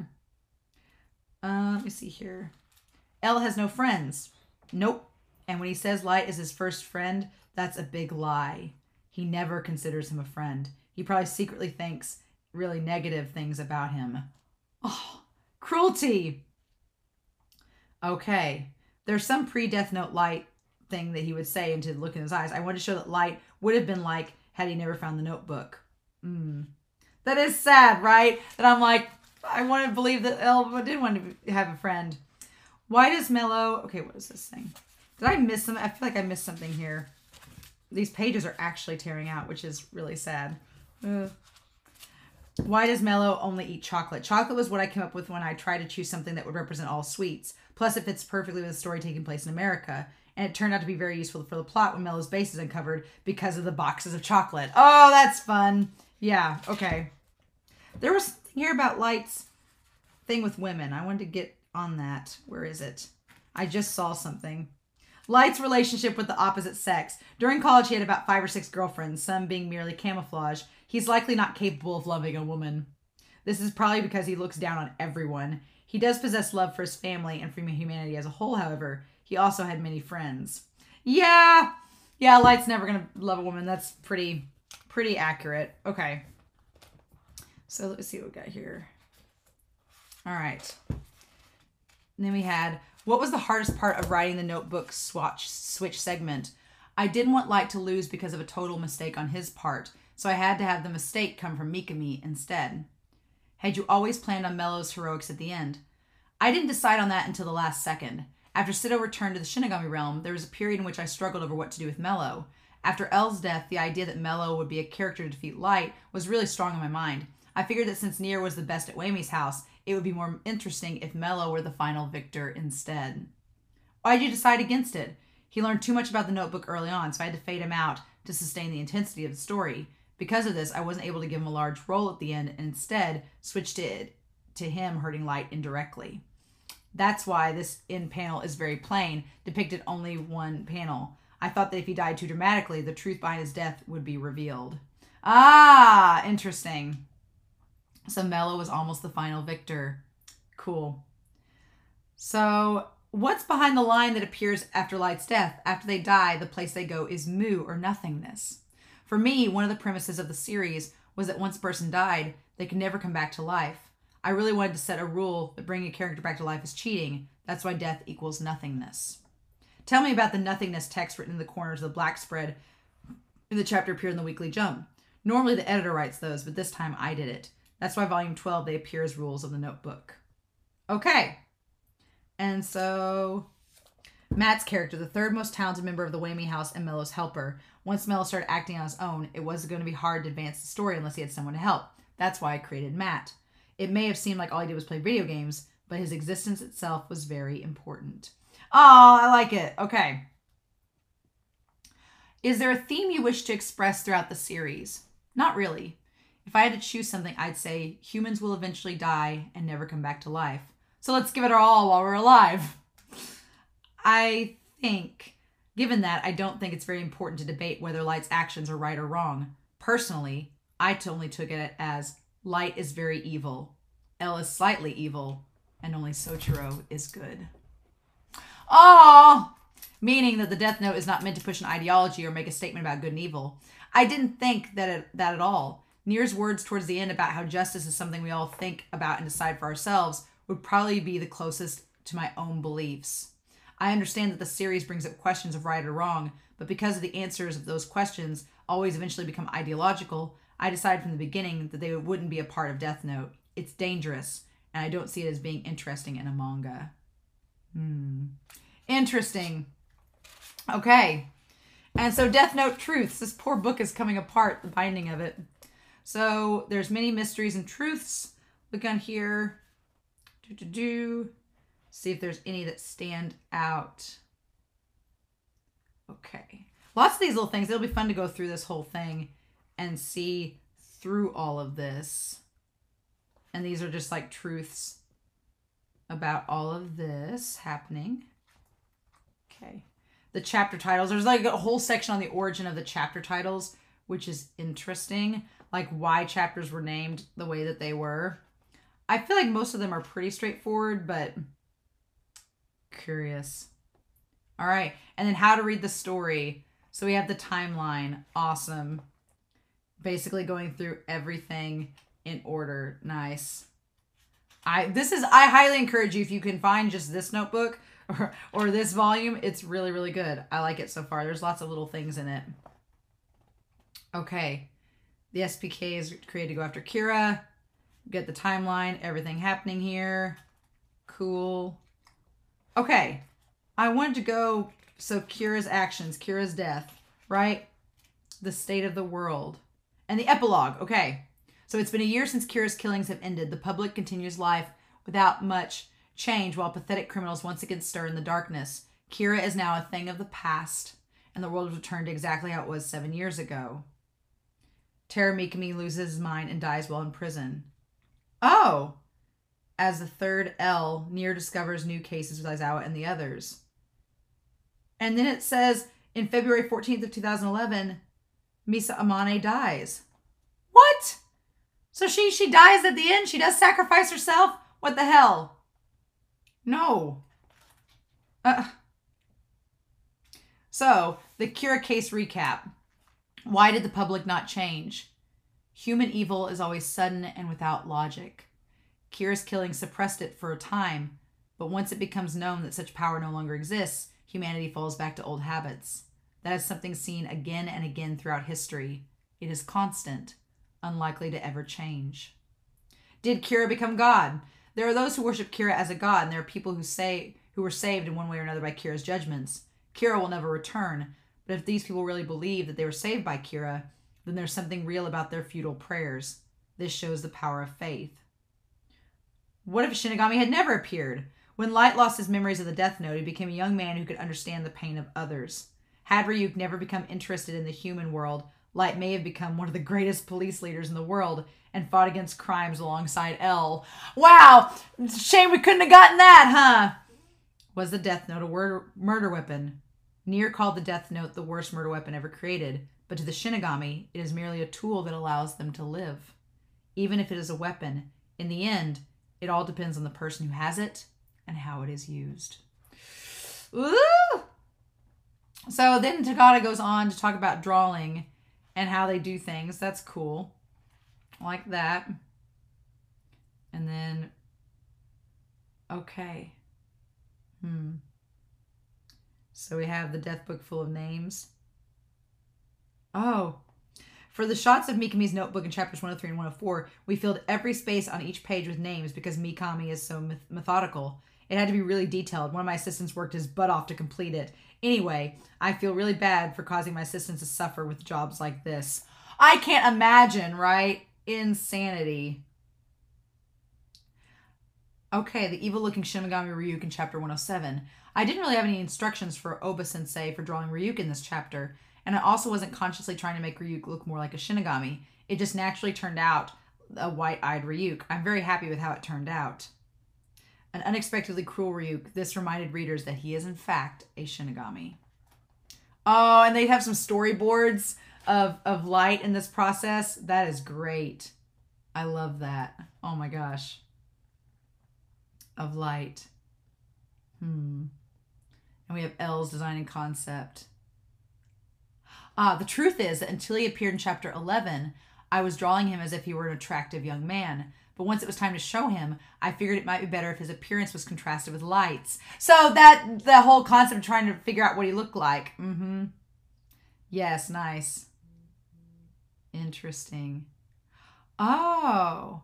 My editor mentioned I should make his face capable of looking cool based on the angle. That's when I added the black bags under his eyes. To me, bags under the eyes can be cool. For example, the main character in Devilman, Akira Fudo, has bags. I thought that really looked cool. Also, one concept was that he had dead eyes. I wanted to give him mostly no eyebrows and all black eyes. Black eyes usually make a character look goofier, but the bags help sharpen his gaze. You get a feeling of mystery or that you can't tell what the character is thinking, and I really liked that. Also, the bags under his eyes bring out a lot of speculation about his lifestyle and his past. I later realized just how useful they are. In Oba-sensei's thumbnails, L didn't have bags. He had a very plain face with no expression. It was great, and I wish I could have used it as is. And then Misa, we get her stuff. Aizawa and all them. All the concepts, they look so good. I love them. All of these. And Watari. I like that we get all the characters here. The Mello and Nier's concepts. Those are really cool. Like them. Because Mello and Nier are L's successors, my order from Oba-sensei was to include a little L in them. I tried to keep the weirdness of the dead eyes, but because L was such an important character to me, I think I made them look too much like him. Their designs were a major struggle. Also, I was assuming they would team up and work together, so I imagined them as twins when creating them. I tried to give Mello more energy than Nier. At first, his haircut is straight across, but later on it becomes a mess. I was able to draw him looking cooler with a scar on his face. I'm grateful Oba-sensei added that. That's why I really was sad he died soon after. At first, I thought about making Nier a little more mature mentally. I'd already had a cooler version of L that I created, so I considered using that younger version for the design. But the more cheerful idea was something I quickly abandoned. Okay. And then Matt, we get the SPK. Nice. Sido jealous. Cool. And the text on the Death Note. So yeah, then we have basic knowledge about changing the ownership, doing all of that. I like it. We go through questions about the Shinigami, things like that. All the tricks revealed. I don't want to sit here for hours and hours reading this, but I definitely want to sit down later and look back through this. So how to create. Okay. And then we have Oba and his designs. Nice. The finger puppets and everything. Okay. And so we have questions. Questions for the two authors. All right. So I'm going to go through this here. This sounds interesting. Tell us your 3 favorite human characters and why. Besides besides Light, I think he was my strongest character. Teru Mikami, because besides Light, I think he was my second strongest. And Soichiro Yagami, he was my third, yada yada. That was Oba, the artist. Obata, the author, says L. Appearance, personality, everything. I could never come up with such a strange character, and he fits the series so well. He was so fun to draw. My number 2 is Light Yagami. I don't know whether it was because I liked him or because I was happy to be able to draw such an evil character in a children's magazine. Yeah. And then Watari, I like older characters, and he seemed to be hiding a lot of ability. I think he had depth. And then their favorite Shinigamis were Ryuk and Rin. Your favorite scenes and why. For Oba, the artist, the scene in chapter 19, the most exciting part of the story, L's death and Light's death. And then when Light and L meet in chapter 19, L's death and the end chapter. Nice. So they pretty much thought the same thing. Which character was difficult to create? Oba, Matt. I didn't even know what kind of person he was. And then Misa. The notion of doing anything for the person you love was hard to comprehend. And I felt like she was controlling me while I was drawing her. Nice. Okay. Who do you think is the smartest character? Oba, L, because the plot requires it.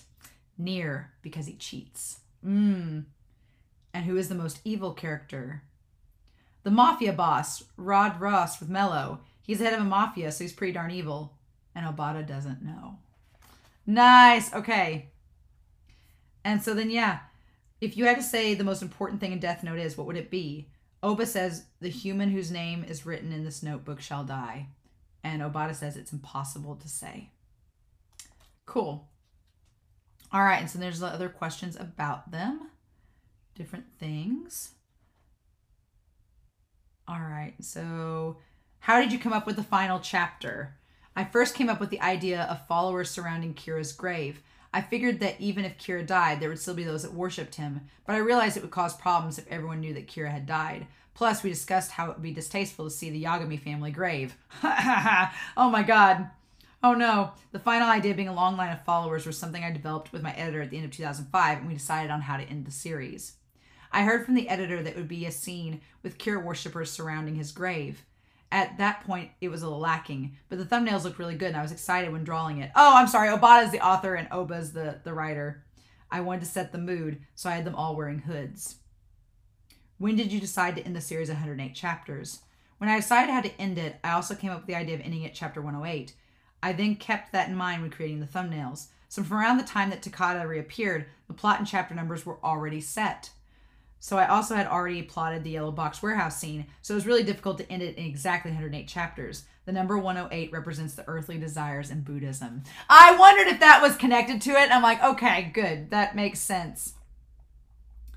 And so, let me see here. What else we got? Ooh, Matsuda's theories. Were they correct? It can be taken either way, and I haven't decided if it's right or wrong. I want the readers to decide on their own. The only thing I can clearly say about this is that Light ordered Mikami to not take out the notebook until the end. And also, Yamamoto, the new character who gets teased by Matsuda, is someone I added in at the thumbnail stage and isn't significant. I just used him to show Matsuda bossing someone around. Okay. Why do Kira worshippers appear at the very end? Although Light was evil, he had many who supported him. It would have been fine to have him end in this pathetic state, but I decided to redeem him a little bit by showing that even though he died, he did become the god he wanted to be for a select group of people. But, as he told Ryuk, what he really wanted was to be a living god, so even though he has followers, he would not have been happy with the fact that he had died. So there's a little irony in there too. Well, the fact that I went back and forth this part shows how much love I still had for the character Light, though L is still number 1. I love it! Okay. Oh, yeah. So, Was the final scene based on the name Light Yagami? Praying to God at the night under the moon. It's perfect, right? It's definitely based on Light's name, but it wasn't something I had planned from the beginning. I came up with it while I was creating the thumbnails for the final chapter. It turned out to be something for fans to figure out, so I very much liked it. Okay, so I thought this girl at the end was Misa, but who is the girl that appears at the end? She's merely one of the followers who worship Kira. In the thumbnails, I just had her hands in a praying position with her face covered. Obata-sensei made it visible in the final version. It's not Misa. Since she doesn't appear in the final chapter, some people may have thought it was her. Me included. And it's not really anyone in the thumbnails. Okay. So, all right. But why did Misa die? So, what happened to the 2 survivors of the Yagami family? I didn't have the chance to include Seiyu and Sachiko in the final chapter. I would guess that someone like Aizawa told them that Soichiro and Light sacrificed themselves to defeat Kira, so they wouldn't know the truth that Light was Kira, and the truth of the Kira case will never be revealed to the world. That's because the task force members and the people of Nier's side will not tell anyone the truth. Why didn't Misa appear in the final chapter? Again, I just couldn't come up with a situation to fit her in. Misa had lost her memories as Kira, but still loved Light. And since those who use the notebook suffer misfortune, someone like Matsuda probably let it slip that Light had died. Misa then fell into depression and committed suicide. Something like that. Oh my god! I was just having hope that she hadn't committed suicide at the end, but damn it! Damn it, Oba! Man. Did Ryuk return to the Shinigami realm? Yes, he did. However, since the notebook at the task force headquarters was burned right after Light's death, it was never determined whether it was real or not. My theory is that Light secretly replaced it with a fake and was hiding it. So some of Light's bluffs at the end may not have been a total lie. If so, there would still be a notebook remaining in the human world, and when it's found, Ryuk may once again come down. Oh, look at you baiting these other short stories. Look at that. Damn it. What is this business? Okay. Oh, and we have Light's views on everyone. Oh my god. Wow. So we have Light's pyramids where he's God at the top in that primal state. It's like worst of the bunch, baddies, fine either way, regulars, virtuous people, those he loves. Okay, so we have the hierarchy of the new world. And the worst of the worst is Misa. Oddly enough, the baddies include Teru and Takeda and others. Fine either way is Matsuda, Aizawa, Ide, and Sito. Or they're the regulars. Fine either way is like Sito and them. Virtuous people are Soichiro and Sachiko. And people that he liked, he wished to protect, was his sister. I love he says for L, an argumentative young man with insatiable lust for sweets. He's been against Kira since he first appeared. Generally, I don't like this guy. Oh my god. Ridiculous. The insatiable L of all of his foods. Oh my god. And then Misa's love diary. All her rivals. Mello. Okay, what does it say? So here, Mello rejects a tempting proposal. A capable man won't lose to seduction. Yeah, from Lidner. Awesome. And then the thing with Kira. So interesting. All right. So we've got all this creator comments. Things like that in the pilot chapter. Oh, we have the 4-panel comics. Some people were sharing some of these in Discord, but they had like cut them out because they were basically, some of them were spoilery and they didn't want to include them. Oh my god. Ridiculous. I've seen some of these, but now I'm excited I get to go back and see the other ones. Obviously, I can't show you all on this page because it would just be too much. Oh, this kind of seems wholesome, and I'm really sad. So what is this business? Death Note. There's like a little kid in this one. Is this like an extra story? Names have been changed to protect the innocent. Is this the pilot chapter, maybe?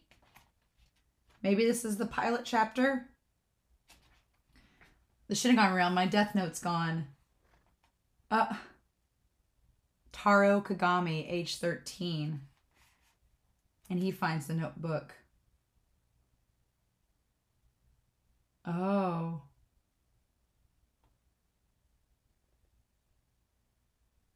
Oh my gosh. He treats it like a diary, this kid does. And he puts, today when I went to school, Ata Suzuki and Biro Tanaka bullied me. Oh, and then when he gets to school the next day, they announced that the kids who bullied him had freak heart attacks. Oh. Oh my. A death note, a book of death. And he writes down the names of the kids that bullied him. Oh. And then they all have heart attacks. Is this class cursed? It was a notebook. I have to hurry home and find that notebook if my mom finds out. And it's the police. Oh. So the police suspect him. And then this kid sees Ryuk. Oh my gosh. I'm Ryuk, a loser from the Shinigami realm who lost his death note in the real world. It's just as you're thinking, the people whose names are written on there will die. Oh, so you want to return it? Well, didn't you come for this? Are you sure you want to give it up? If you have that, you can erase anyone who gets in your way ever. I've already got a new one, so I don't need it either way. Oh. And so this poor kid Taro, the police come and talk to him. Ooh. Okay. They died from heart attacks because you didn't write the cause of death next to their name. For example, if you wrote so-and-so died in an accident, he would have died in an accident. And these police officers, they were thinking the kid probably reacted that way because they were police. There's no way 5 classmates all die in car attacks could be coincidence. I've been doing this for 55 years. You come across cases you know are murders just because they can't be solved. Oh, what's this? Yamashita branch of Takara Bank closes. All right. It resembles the cases we have here. So it's basically going into the idea that there have been other Death Note cases before Light even had the Death Note, that there's been other similar incidents. That's fascinating. He's like, we can't treat this as what if. What if you had the ability to kill people just by thinking it? What would you do? That's why it's a what if. Inspector, if I had that ability, I'd kill all the people who I thought the world would be better off without. And then I'd create a world of peace with only those that had good hearts left. Oh, so this officer kind of thinks like Light, right? Well, I see. That automatically cut out the majority of mankind. Ooh, nice. Oh, this is so creepy. Oh, he says, what are you thinking while you hold that notebook so close? What if I could make a peaceful world? You're awfully young to be thinking about taking out on all the evils of the world. No, not on the large scale, but I can't help thinking what good it could come from this notebook. That's a spirit. I thought you were Yellow Belly, but now I like you, Taro. I'll help you do whatever you want. But the notebook doesn't work unless you know the face of the person whose name you write down. A name and a face. The notebook has 60 pages, 38 lines per page. If you write small, you can cram in as many names as you want. The Shinigami's voice and form will go completely unnoticed by others. So it basically goes through all the rules there. And then he has the nightmares of the people that killed him, right? Oh. What is this? How about you use this, the death eraser? If you erase a name in the notebook with this, the person will come back to life so long as they haven't been cremated yet. What? When is this established? What is this? Why didn't Light get this death eraser? Oh, the kids came back to life.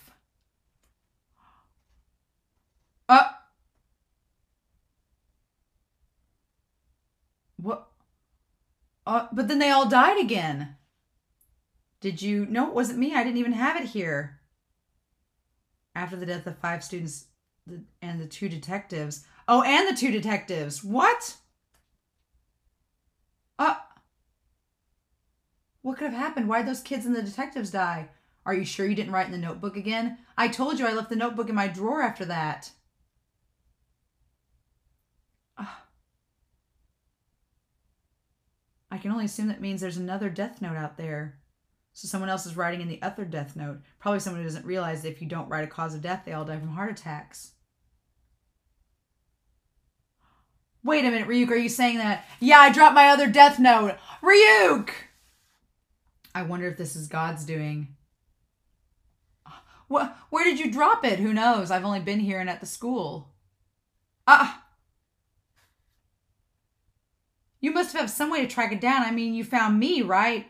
Not unless I check from the Shinigami realm. Just supposing. So there's this mystery author. I make this case into a novel. I would make the main character a young boy with special powers. Because the first to die were boys. A boy, but why would he kill other kids? Well, he could be a bully. What the hell? Why are people dying? But why is that mystery author okay? Because he's using a pen name. They won't die unless you write their real name. I've got it. Where are you going, Tara? I know who has the other notebook. Oh, it's the kid that was first questioned by the police. Oh, no. Oh, he's going to write Taro's name in there. No. After I write your name, I'll write my own and die. It's not your fault. I did it all. I was the one who first wrote their names. But the police suspected you the most. When the 5 came back to life and the detectives came, I thought you'd be suspected again, and I've already killed those people. I'll just write their name in. No, it's not too late as long as you have this eraser. Just like those 5 that came back to life, it's because I erased their names. What in God's name is this notebook and eraser? We have to take this notebook to the police. Our only choice is to tell them the truth and get them to understand.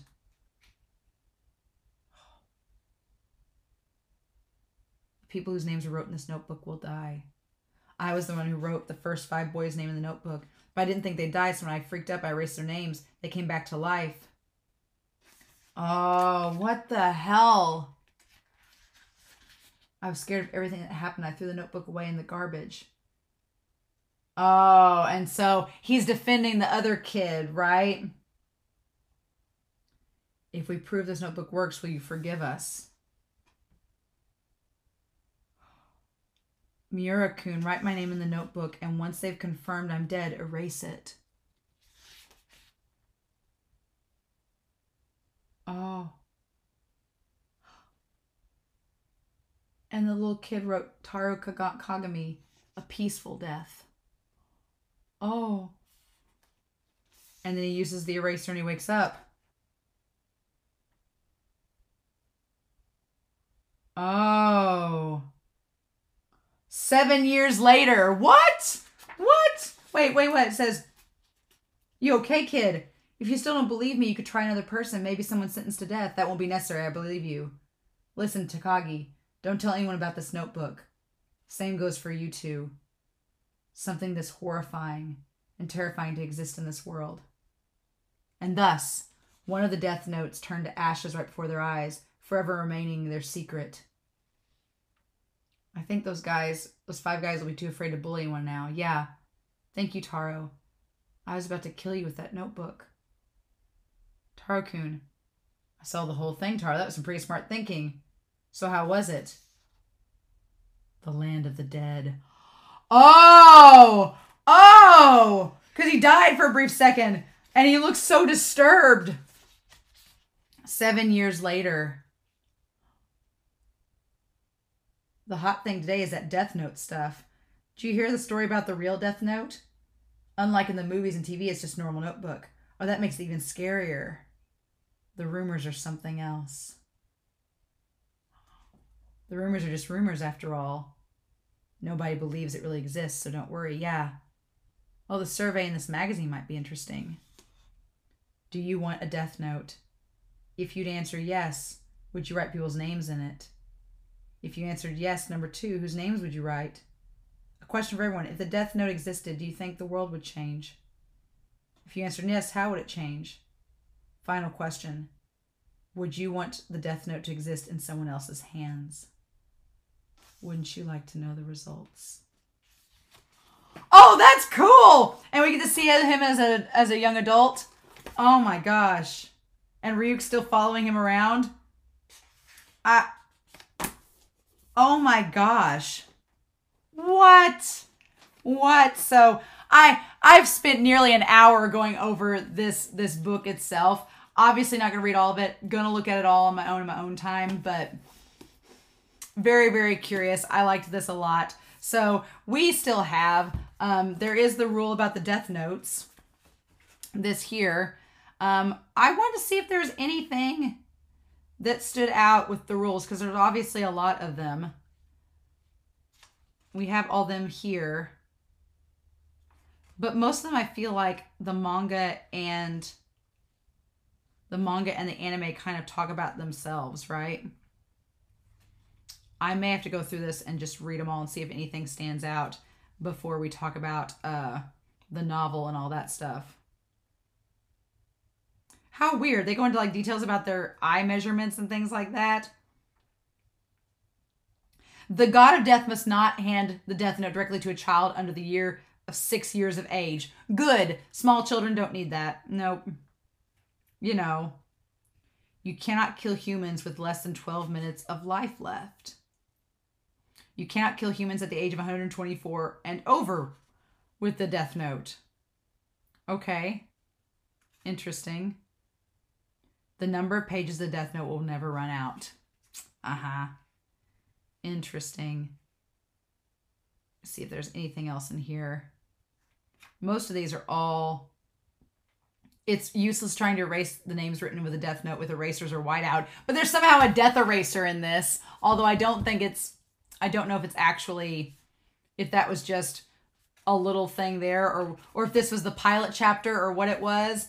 Interesting. Okay. Interesting indeed. I have to go back and read through that one. So yeah, I may go back through and read through before talking about the novel and talk about anything interesting in those to bring up for that. But we still have the short stories to read. So if the short story that we just read is included in these short stories, obviously I'll show you all the pictures of it, but we're going to skip through it. But let's get ready to start that, shall we? Oh, okay. We are about to start the short stories now. My only fear is that last story in volume 13 is going to be included in these short stories, but we can go through the artwork and talk about it because there were some cool moments in that. But man, you could spend hours going through that volume 13. I feel like I'm going to go back through it and the rule guides, and then we do like our final big Death Note reaction here in the months to come. If I see anything in those I want to make note and talk about, I'll definitely like bring it out for that discussion. But I'm excited to finally... I bought the Death Note short stories off of Viz and their site because I have a subscription with them, and I like their format for reading manga. So there is going to be a link down below to see the reaction, obviously for copyright, but I'm really excited to show you all these short stories and react to them with you. So we are going to start the reaction to the Death Note short stories, and we're going to do that here in 3, 2, 1, and let's go.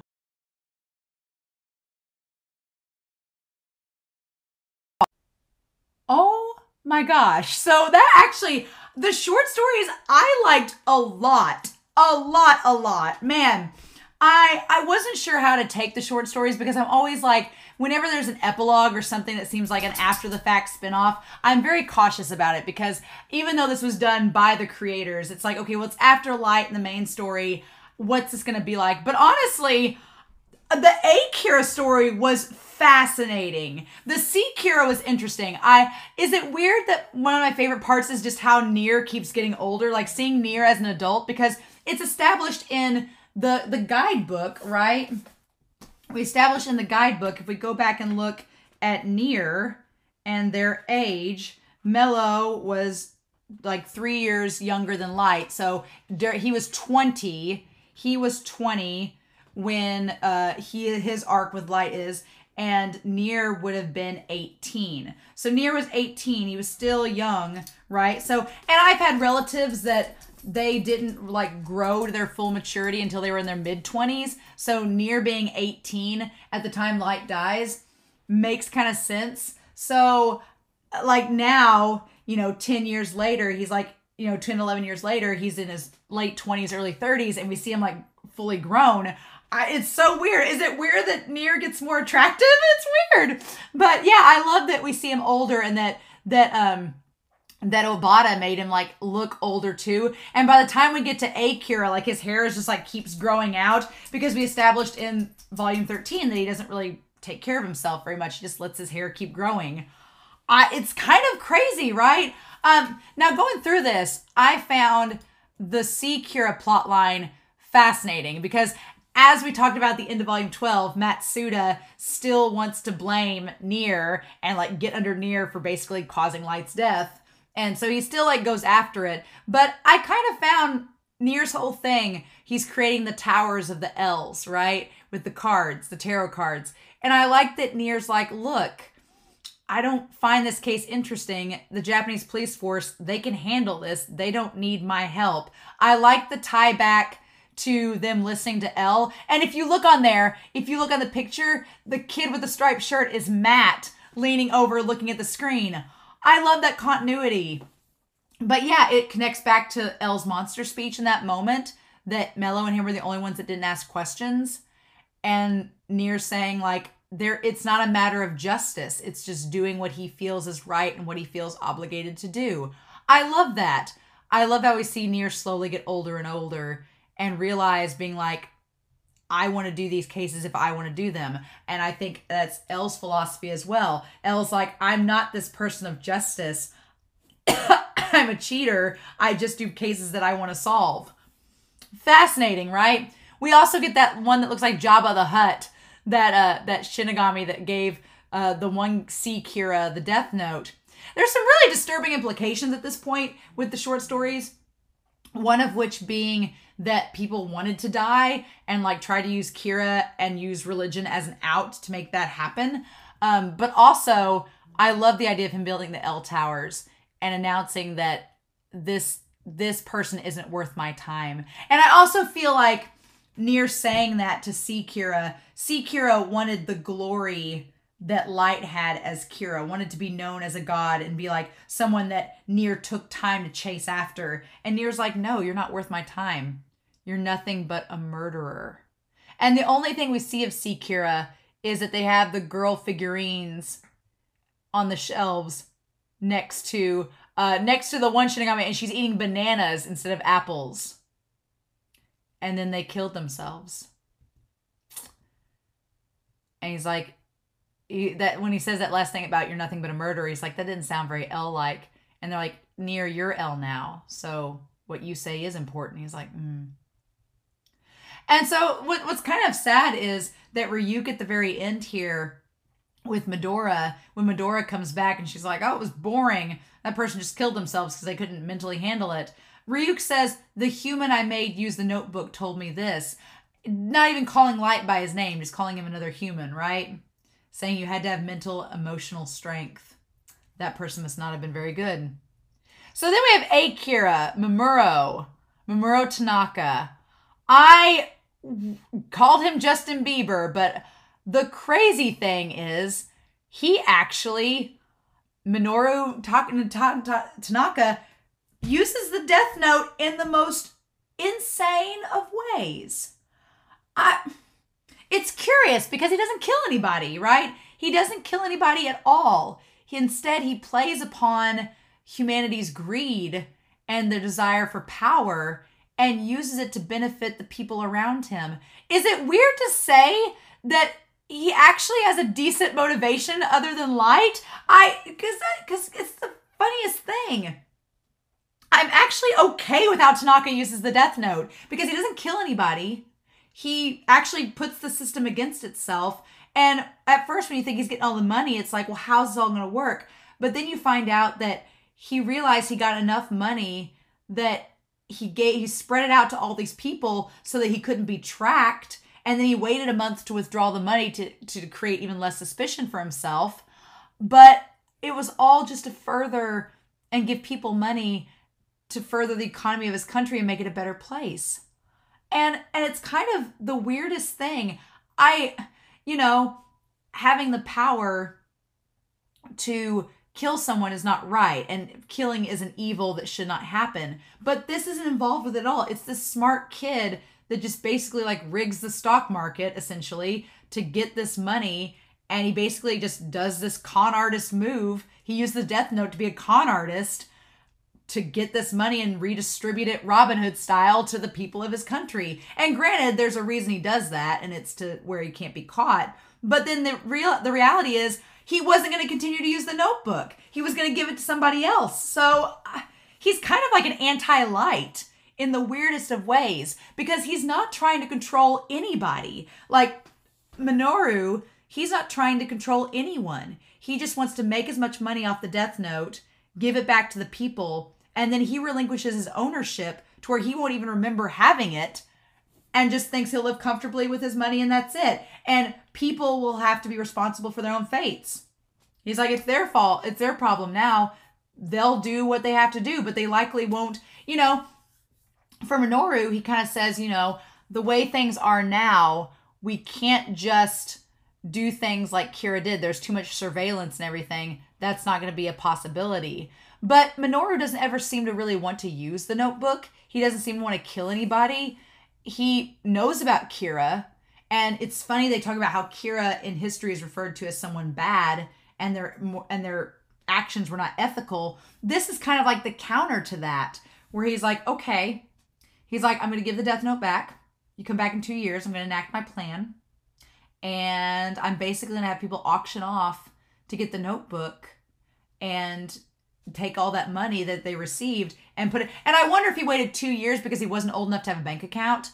And then when he came back after 2 years, he was old enough to have the bank account and enact his plan. It's crazy, right? And just, it lets human greed kind of take hold and see how far are they willing to make it go. Just the concept of selling the Death Note is amazing. And I feel like Nier, I love seeing long-haired Nier. Nier almost looks angelic, right? With the long, wavy hair. Nier kind of lets go and realizes, okay, I don't think this person like Nier just wants to meet Minoru to talk to him. He doesn't necessarily want to like convict him because he's not killed anybody. And so he eventually gives up with the Shinigami replication system because he's like, it doesn't matter because Ryuk can go underground, so that's kind of pointless. So he's like, forget that. And instead, I love the way that they draw Nier, like older Nier. It's great. He's like sitting there, he's like, I guess there's nothing we can do about it. He's like, I have to concede defeat. This is the first time L's lost. Huh. But the reality is we have the president of the US that ends up buying it. And the president says in the newscast they're never going to use it for world peace. And the irony is they end up not being able to use it because otherwise they die. They choose to keep themselves alive over anything else.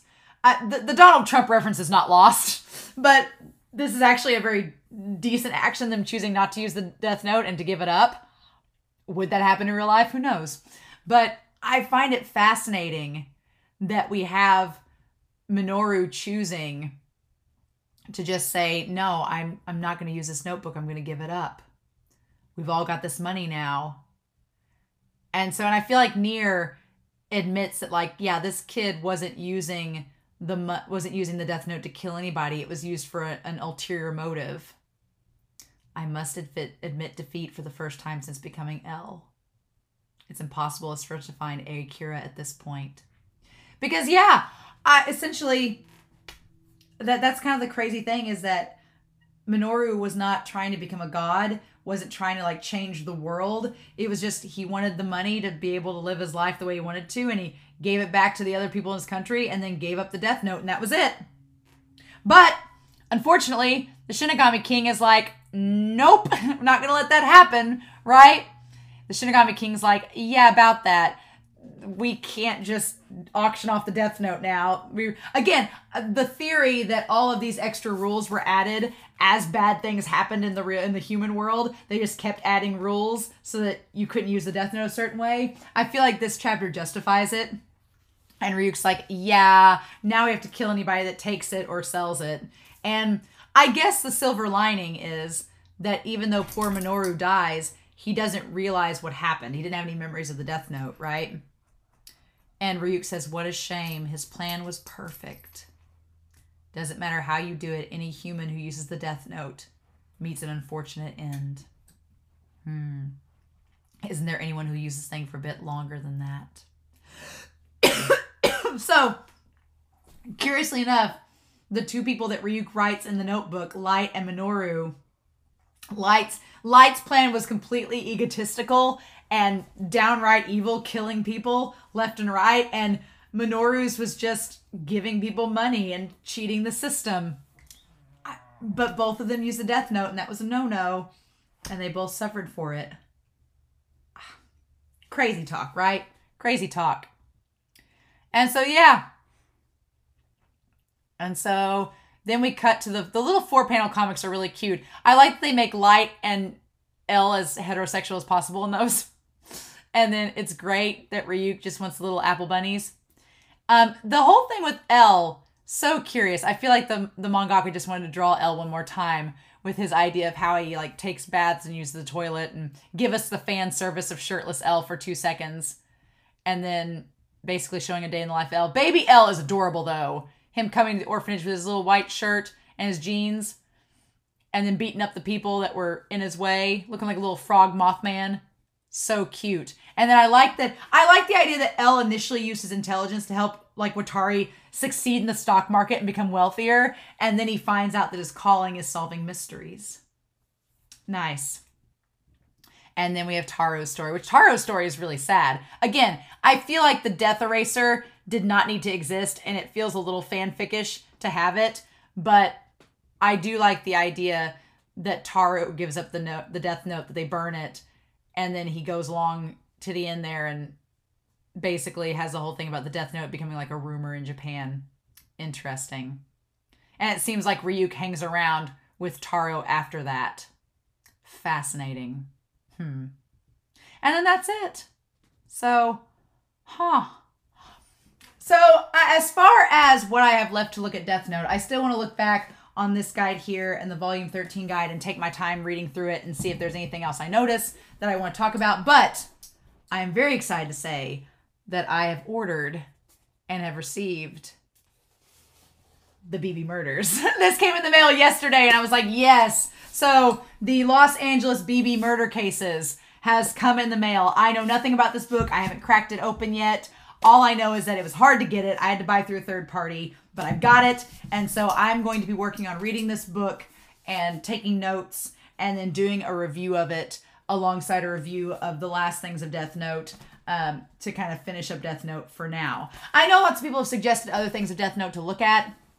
Maybe one day I will get to them. I don't really want to watch the Japanese movies and stuff right now because they seem like just live action versions of the anime, and I'm not really into watching redundant things like that. That's just not my style. So maybe one day I'll watch it just for fun and kind of look over it. But I am very excited about the BB Murders. Very excited. Ready to read it and see what I find out because it's Elle working with Naomi. So I'm excited about that. It's not very long. It's only like 170 something pages. So should be a nice quick read. But hopefully here this spring I will have, depending on how else I'm working on stuff, I will have you all a review of that book and talk about it. That would be fun, right? So I'm curious to know. Death Note has been such an amazing journey, and I'm really, really fortunate to have been able to watch the anime finally. It's a classic. To watch the anime and then go back and read the manga. So thank you all again on Patreon. Thank you, Edgar. Thank you those on Patreon that have helped me buy this set and be able to talk about it, who have helped me to purchase the novel and look at it. But I'm really excited, y'all, to see what all I uncover moving forward with Death Note in this novel and be able to talk about it with you some more. So it's not the end of our Death Note reviews. I will have a novel review sometime this spring out. But I am curious to know your thoughts about the extra stories, your thoughts about the manga, all that. We can talk about that now. We can't talk about the contents of the novel. That stuff's still spoilery, but we can talk all about the extra stories now and about the manga. I'm really excited about that. So in any case, thank you all for sticking around this long and listening to me ramble.